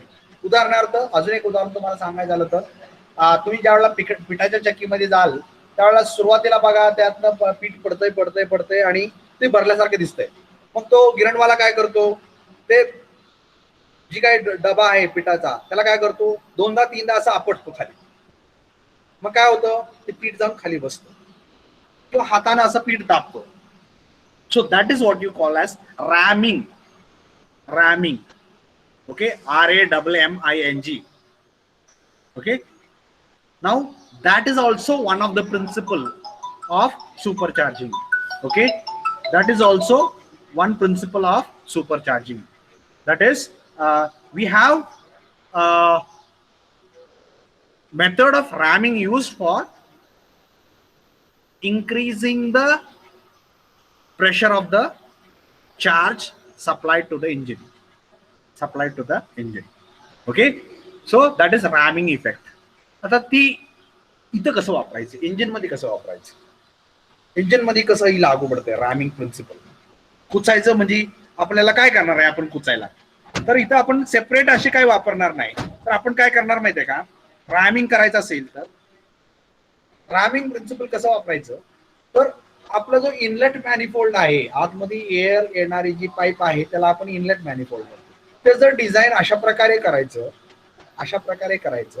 कसं करायचं, अगोदर आतमध्ये आलेल्या एअरला मागून येणारी एअर कॉम्प्रेस करायची. म्हणजे जसं डब्यामध्ये वरचं पीठ खालच्या पिठाला दाबत होतं त्यावेळेला ती कुचलं जात होतं. वरचं पीठ खालच्या पिठाला दाबतो आणि वरच्या पिठाला आपण दाबत होतो. आपण इंजिन मध्ये आता काय करणार आहे, मागून येणारी एअर अगोदर आलेल्या एअरला दाबणार. त्या प्रिन्सिपलला आपण रॅम इफेक्ट असं म्हणायचं. रॅम इफेक्ट म्हणायचं म्हणजे इनलेट अशा प्रकारे डिझाईन करायचं की अगोदर आलेल्या एअरला नंतर येणारी एअर दाबेल. आपण बघा एसटी मध्ये चढताना अगोदर जी चढलेली असते त्याला मागणं लोक आपण ढकलून त्याला पण पुढे ढकलून त्याच्याबरोबर आतमध्ये जातो, कारण आपल्याला पण खाय जायला असते त्याशी. तो इन अ सिमिलर मॅनर का, कारण गाडी लगेच निघते. पर्टिक्युलरली तुम्ही ही प्रोसेस इफेक्टिव्हली तुम्ही कुठं बघाल, मुंबई मधल्या लोकल मध्ये बघा, कारण तिथं वेळ ठरलेला असते गाडी किती थांबायची ती. मग तेवढ्या वेळात तुम्हाला आतमध्ये घुसायचं असतं. मग तुम्ही काय करता, पुढे जी लोक आहेत त्यांना तुम्ही दाबता आणि त्यांच्या बरोबर तुम्ही पण आतमध्ये जाता. So that is what you call by ramming. Okay, तसं आपण आता इथं काय करणार आहे, आपले इनलेट मॅनिफोल्ड अशा प्रकारे डिझाईन करणार आहे की the incoming air which is coming later will pressurise the air which has already in the cylinder. म्हणजे सुरुवातीला येणाऱ्या एअरला नंतर येणारी एअर प्रेशराइज करते. So that is what you call by ramming effect, and that is done by suitably designing the inlet manifold. Okay, inlet manifold तशा प्रकारे आपण डिझाईन करायची. That is another method. Third method, under piston supercharging. Under piston supercharging आपण two stroke engine मध्ये जसं discuss केलं, काय केलं की पिस्टन ज्या वेळेला वरती जाईल त्यावेळेला खालच्या क्रँकेस मध्ये एक वॉल ओपन होईल आणि नेगेटिव्ह प्रेशर तयार झाल्यामुळं बाहेरची मिक्सचर आतमध्ये येईल, आणि पिस्टन ज्या वेळेला खालती येतं त्यावेळेला खालच्या बाजूला चार्ज आहे तो प्रेशराइज होतो, पॉझिटिव्ह प्रेशर होतो आणि तो ट्रान्सफर पोर्ट मधून वरती येतो. अंडर पिस्टन सुपरचार्जिंग काय करतोय आपण टू स्ट्रोक इंजिन मध्ये? अंडर पिस्टन सुपरचार्जिंग म्हणजे we are increasing the pressure using the lower side of the piston. कारण आपण कंबशनसाठी किंवा बाकी सगळ्या प्रोसेससाठी आपण वरचीच बाजू वापरतोय, खालची बाजू वापरतच नाही. तर खालची बाजू आपण आता कशासाठी वापरली? आतमध्ये एअर सक करण्यासाठी. आपण ज्या वेळेला पिस्टन वरती गेलं त्यावेळेला एक नेगेटिव्ह प्रेशर तयार झालं, त्यावेळेला एअर सक करायला वापरलं, आणि त्यानंतर पिस्टन ज्या वेळेला खाली येतो त्यावेळेला खालची जी आतमध्ये आलेली एअर आहे त्याचं प्रेशर वाढते. That means pressure boosting with the help of lower side of the piston, under piston supercharging. कारण सुपरचार्जिंग म्हणजे काय? boosting the pressure. How we are boosting the pressure? Using the piston lower side. Okay, and that is where we call as under piston supercharging. So that is your third method of supercharging. Okay, and finally we have engine driven compressor or blower. इथं आपण electric motor driven compressor म्हणालो होतो, इथं engine driven compressor असं. So that is the difference. So these are the different methods of supercharging. Different methods of supercharging. कुठले कुठले methods आहेत सुपरचार्जिंगचे? Compressor वापरायचा म्हणजे सुपरचार्जर वापरायचा, आणि तेच कॉम्प्रेसर किंवा सुपरचार्जर रन करण्यासाठी इलेक्ट्रिसिटी वापरायची, इलेक्ट्रिक मोटर वापरायची. First method. दुसरी मेथड, ते कॉम्प्रेसर रन करण्यासाठी इंजिन कडून पॉवर घ्यायची, जी ऑलरेडी आपण डिस्कस केली. थर्ड मेथड, रॅम इफेक्ट म्हणजे कुचायचं. कसं कुचायची? एअरला कसं कुचायचं? आतमध्ये अगोदर आलेल्या एअरला मागून येणारी एअर कुचणार, अशा प्रकारे आपण डिझाईन करायची इनलेट मॅनिफोल्डची. That is ram effect. आणि fourth method is under piston supercharging, जी आपण टू स्ट्रोक इंजिन मध्ये वापरतो. कसं? पिस्टन ज्या वेळेला वरती जातो त्यावेळेला पिस्टनच्या खालची जी प्रेशर आहे ती कमी होती. So that pressure is utilize for sucking in the air. मग एक वॉल ओपन करायचा आपण आणि आतमध्ये एअर आत जाऊ द्यायची, नंतर ती वॉल बंद करायची. मग काय होणार? आता पिस्टन खाली येते, मग तिथं एक थोड्या प्रमाणात हवा अडकलेली आहे, एअर अडकलेले, पिस्टन खाली आलं, काय होणार? प्रेशर वाढणार. So boosting the pressure using lower side of the piston is called as under piston supercharging. Under piston supercharging. Okay, so these are the different methods of supercharging. तर माग आपण काय डिस्कस केलं? Types of superchargers. आता काय discuss केलं? Methods of supercharging. बरोबर. Types of superchargers मध्ये रूट्स ब्लोअर किंवा roots supercharger, vane supercharger, centrifugal supercharger, screw type of supercharger, वेगवेगळ्या टाइपचे सुपरचार्जर वापरले. आता काय आपण डिस्कस केलं? Methods of supercharging. सुपरचार्जिंग म्हणजे काय? Pressure boosting. मग ज्या प्रकारे आपण प्रेशर बुस्टिंग करणार आहे त्याला आपण काय म्हणणार? Method of supercharging. जी मेथड वापरली प्रेशर बुस्ट करण्यासाठी. तर कुठले कुठले मेथड वापरू शकतो? कॉम्प्रेसर वापरू. कॉम्प्रेसर वापरायचा आणि कॉम्प्रेसरला रन करायचं कशाने? इलेक्ट्रिसिटीनं. इलेक्ट्रिक मोटर वापरून पॉवर द्यायची. One method. दुसरी मेथड, इंजिन कंट पॉवर घेऊन कॉम्प्रेसर रन करायचा. Second method. Third method, ramming, कुचायचं. आणि fourth method, under piston supercharging. Okay, so these were the methods of supercharging. तर सगळ्यांना सगळे मेथड समजले? Is there anybody in the class who has not understood the different methods of supercharging? असं कोण आहे का वर्गात ज्याला सुपरचार्जिंगचे वेगवेगळे मेथड्स समजले नाहीत? Is there anybody in the class? Is there anybody in the class who has not understood the different methods of supercharging?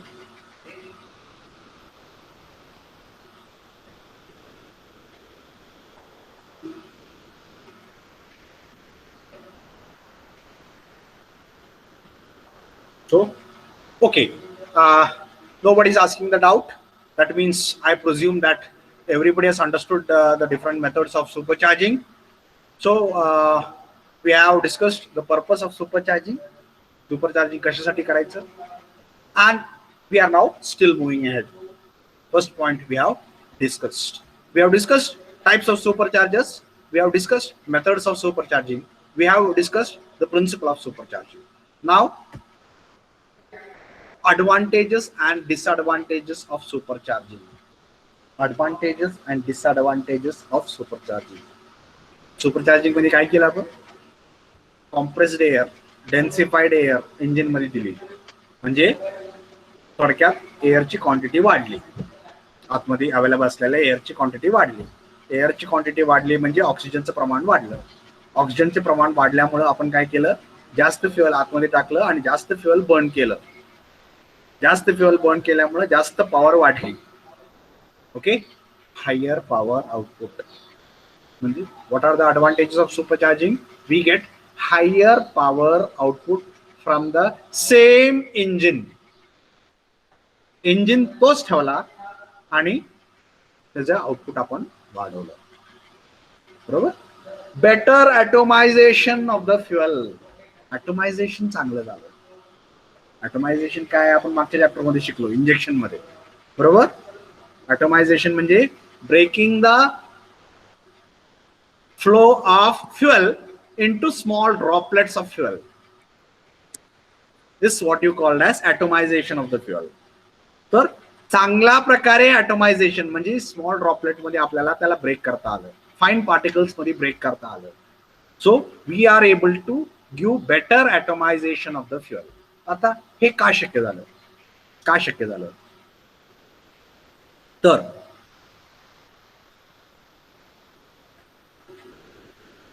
Basically ॲटोमायझेशन कशामुळे होतंय हे समजलं की तुम्हाला हे समजेल.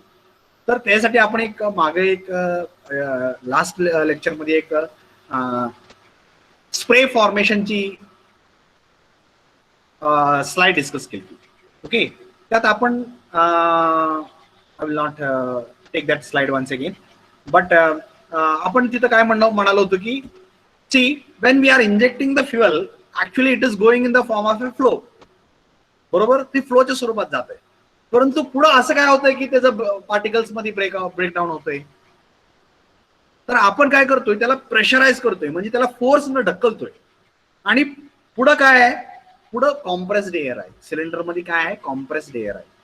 मग कॉम्प्रेस्ड एअर काय करते, त्या फ्लोला रेजिस्ट करते.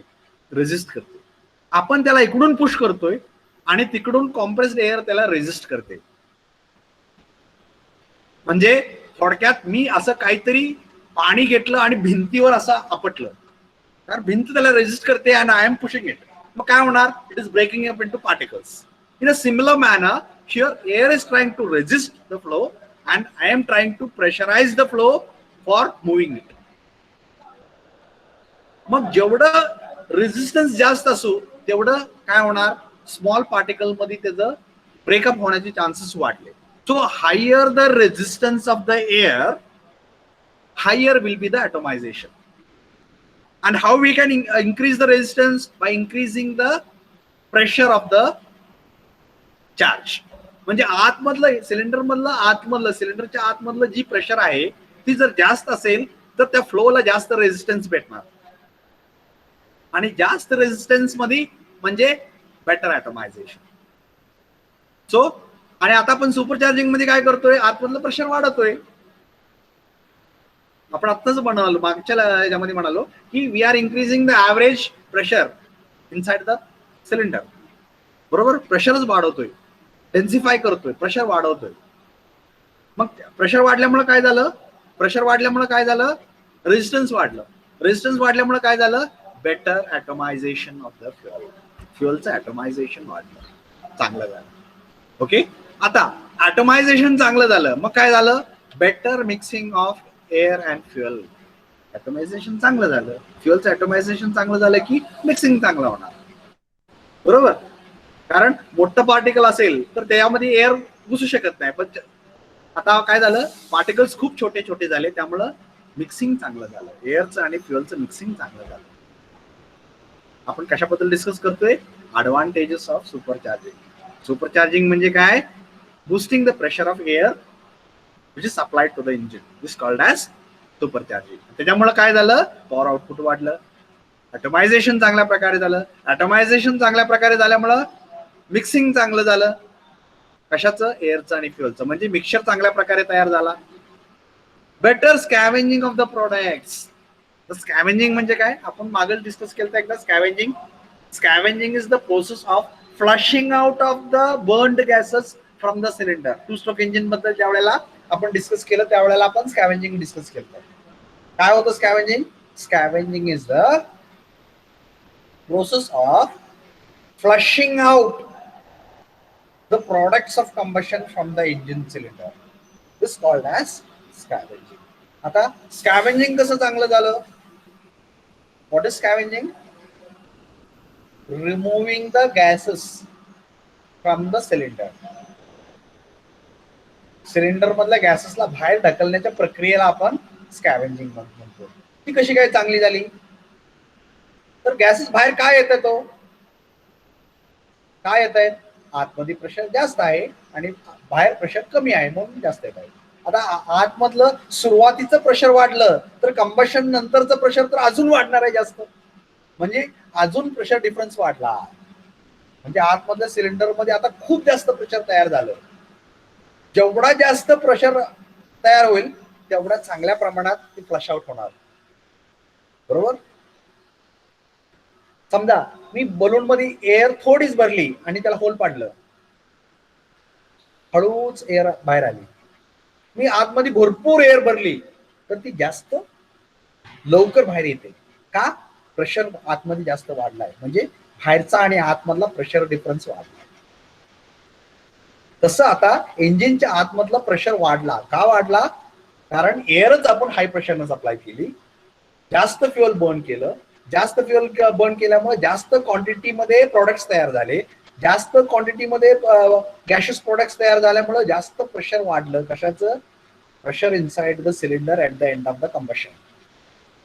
त्यामुळे प्रेशर डिफरन्स वाढला आणि प्रेशर डिफरन्स वाढल्यामुळे स्कॅव्हेंजिंग प्रोसेस चांगली झाली, बरोबर. So better scavenging of the products of combustion. Quick acceleration of the vehicle. हे कसं काय? जास्त पॉवर तयार झाली म्हणजे ऍक्सलरेशन चांगलं मिळणार गाडीला, सिंपल, बरोबर. कारण आपला हेतूच काय आहे? Boosting the pressure. Boosting the pressure म्हणजे ऑक्सिजन जास्त. ऑक्सिजन जास्त म्हणजे we are able to burn more fuel. Burn more fuel means power is going to increase. And what is required for acceleration? More power. So we are able to get better acceleration of the vehicle when we use superchargers. More complete and smooth combustion. More complete combustion. Complete combustion कधी होणार? जे काय fuel burn होणार आहे त्यासाठी oxygen available झाली आणि mixture चांगलं तयार झालं, ॲटोमायझेशन चांगलं झालं, मिक्सचर चांगल्या प्रकारे तयार झालं आणि मोर प्रमाणात ऑक्सिजन अवेलेबल असेल तर बर्निंग चांगलं होणार, कंबशन चांगलं होणार. आणि सुपरचार्जिंग मध्ये काय आहे? आपण एअर जास्त दिले म्हणजे ऑक्सिजन जास्त आहे, ॲटोमायझेशन चांगलं झालंय म्हणजे मिक्सचर चांगलं तयार झाले, मिक्सचर चांगलं तयार झालंय, ऑक्सिजन पण भरपूर अवेलेबल आहे, कंबशन चांगलं होणार. So more complete combustion and smoother combustion, बरोबर. Smoother combustion. Reduced exhaust. Smoke कमी झाला, धूर कमी झाला. का धूर कमी झाला? चूल व्यवस्थित पेटायला लागली की धूर होणार नाही, व्यवस्थित नाही पेटली तर धूर होणार. म्हणजे कंबशन चांगलं झालं तर धूर होणार नाही, कंबशन नाही चांगलं झालं तर धूर होतोय. आता आपण कशासाठी सगळं चाललंय? कंबशन चांगलं करण्यासाठी, पॉवर वाढवण्यासाठी. म्हणजे थोडक्यात आपलं जर कंबशन चांगलं झालं, in other words your power output is going to increase, the exhaust smoke is going to reduce. बरोबर. कंबशन चांगलं नाही झालं तरच दूर होणार आहे, पण कंबशन जर चांगलं झालं तर दूर व्हायचा संबंधच नाही. So we are able to reduce the smoke produced in the engine. जर इंजिन जर चांगलं ऑपरेशन होत असेल तर येणाऱ्या धूर, तुम्हाला टेल पाईप मधून येणाऱ्या धूर तो दिसेल तो कमी दिसेल. का? कंबशन चांगलं होते. So with the help of supercharging you are able to reduce the smoke. Reduced specific fuel consumption, हे थोडंसं समजायला तुम्हाला क्रिटिकल जाईल, पण नॉट नेसेसरली एवढ्या डीपमध्ये जायची गरज नाही. फ्युएल कन्झम्पशन कमी होतं. फ्युएल कन्झम्पशन कमी होतं. आता फ्युएल कन्झम्पशन काय आहे? इथं फ्युएल कन्झम्पशन स्पेसिफिक म्हटलंय, म्हणजे पर युनिट पॉवर डेव्हलप तयार करण्यासाठी 1 HP पॉवर डेव्हलप करण्यासाठी किती फ्युएल लागणार आहे ते इथं, त्याच्याबद्दल इथं बोलतोय, ते कमी होतं. ते कसं नंतर आपण डिस्कस करू. ओके. तर what are the advantages of supercharging? Output is becoming higher, output वाढलं, atomisation is better, mixing is better, चांगल्या क्वालिटीचं मिक्सर तयार झालं, चांगल्या क्वालिटीचं बर्निंग झालं, कंबशन चांगल्या क्वालिटीचं झालं, त्यामुळे प्रेशर वाढला. प्रेशर वाढल्यामुळं प्रोडक्ट स्कॅव्हेंजिंग करायला सोपं गेलं. जास्त पॉवर तयार झाल्यामुळं ऍक्सलरेशन, गाडीचं ऍक्सलरेशन वाढलं, मिक्सिंग चांगलं झालं, कंबशन चांगलं झालं. So we are able to get more complete combustion and smooth combustion. Complete combustion झाल्यामुळं स्मोक रिड्यूस झाला, धूर कमी झाला, आणि स्पेसिफिक फ्युएल कन्झम्पशन रिड्यूस झाला. म्हणजे फ्युएल थोडक्यात मायलेज वाढलं. ओके. स्पेसिफिक फ्युएल कन्झम्पशन कमी झालं म्हणजे मायलेज वाढलं. Okay. So these are the effects of.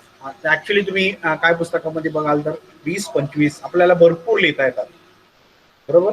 We can write many effects, 20-25 तुम्हाला इफेक्ट्स दिसतील लिहिलेले.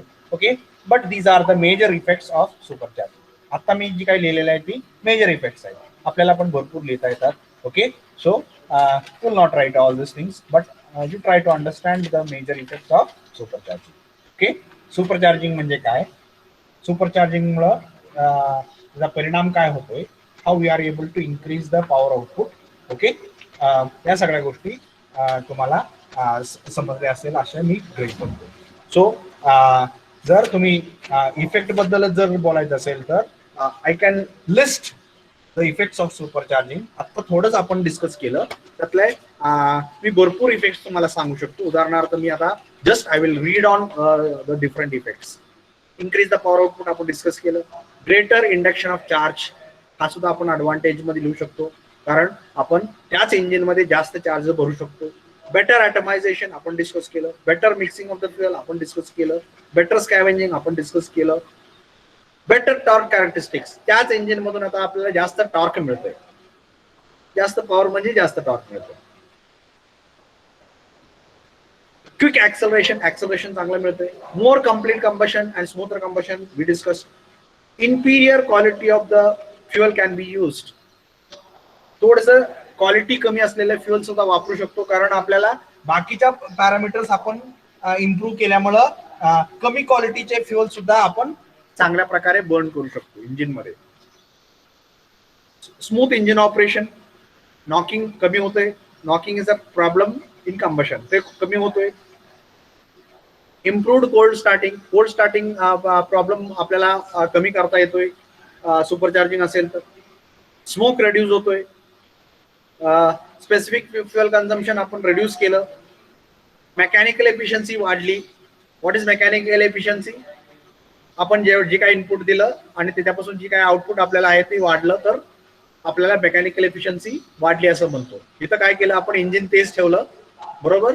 आपण त्याच्याकडून जास्त आउटपुट काढलं. इंजिन तेच ठेवलं, आपण जास्त आउटपुट काढलं, त्यामुळे मेकॅनिकल एफिशियन्सी वाढली. इन्क्रीज थर्मल स्ट्रेसेस, प्रेशर वाढल्यामुळे स्ट्रेसेस वाढणार. Okay. That is another effect. Heat losses वाढले का?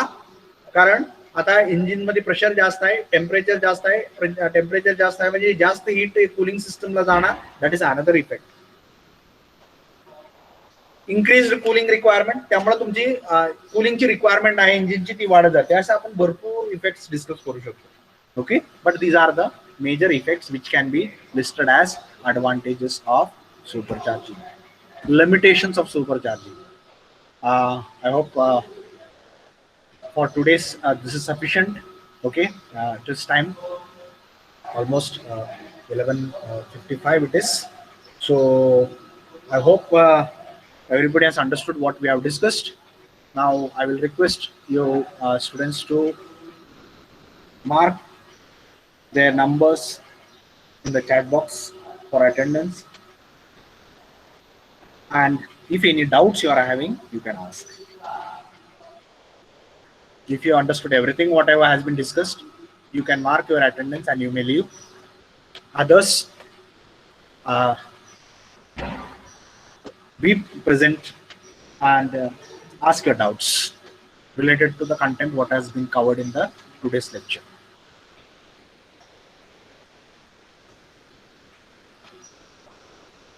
So session open for doubts.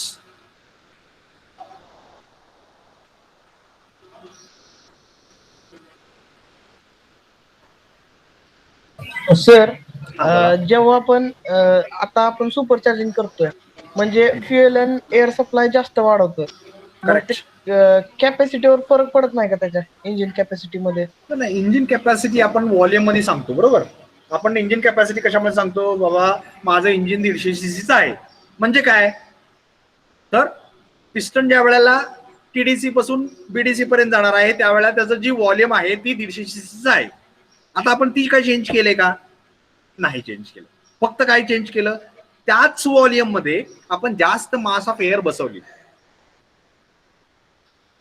म्हणजे कॅपॅसिटीला हात लावला नाही आपण, इंजिनच्या कॅपॅसिटीला काही केलं नाही, इंजिनला काहीही केलेलं नाही, आपण फक्त ती जास्त कुचून भरलंय, दॅट इज इट. बरोबर. ऑब्विसली मग सर आपण ऑब्विसली फ्युएल आपल्याला थोडक्यात जास्त देणार आहे, फ्युएल जास्तच देणार आहे कारण हे आपल्याला जास्त पॉवर तयार करायची, पण आपण काय म्हणतोय त्याच इंजिन मध्ये आता मी जास्त पॉवर तयार करू शकतो, इंजिनला हात न लावता, इंजिन मध्ये चेंजेस न करता, तीच इंजिन वापरून आता मी जास्त पॉवर तयार करतो. हा बोला. म्हणजे जेव्हा आपण आधी करत होतो म्हणजे सुपर चार्जिंग करायच्या आधी तेव्हा आपण म्हणजे थोड्या अमाऊंट मध्येच पॉवर डेव्हलप करत होतो ना. मग करेक्ट. म्हणजे काय की तिथं ऑक्सिजन कमी, शेवटी काय बर्निंग करण्यासाठी आपल्याला ऑक्सिजन लागते आणि जेवढ्या प्रमाणात आपण एअर दिले तेवढ्या प्रमाणातच आपण फ्युएल सप्लाय करू शकतो, त्याच्यापेक्षा जास्त फ्युएल सप्लाय केली तरी तिचा काय उपयोग होणार नाही कारण ती बर्नच होणार नाही. परंतु आता आपण एअरच जास्त सप्लाय करू शकलो त्यामुळे आपण फ्युएल पण जास्त फ्युएल बर्न करू शकतो आणि जास्त फ्युएल बर्न करू शकतो म्हणून जास्त पॉवर तयार झाली असं आपण म्हणतो. I hope you understood. Yes sir. हा, any other doubt? No sir. Okay. Anybody else? Anybody else having any doubt?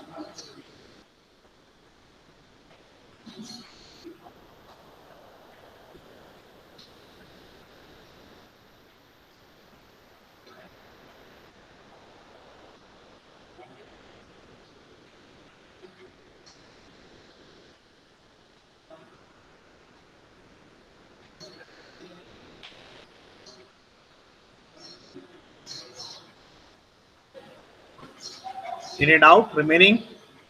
Anybody?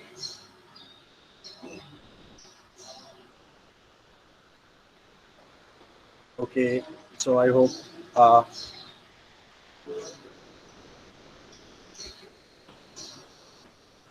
so we'll stop over here. Okay, most of the have left the lecture, so I hope nobody is having any doubt. So we'll stop the lecture over here. Thank you.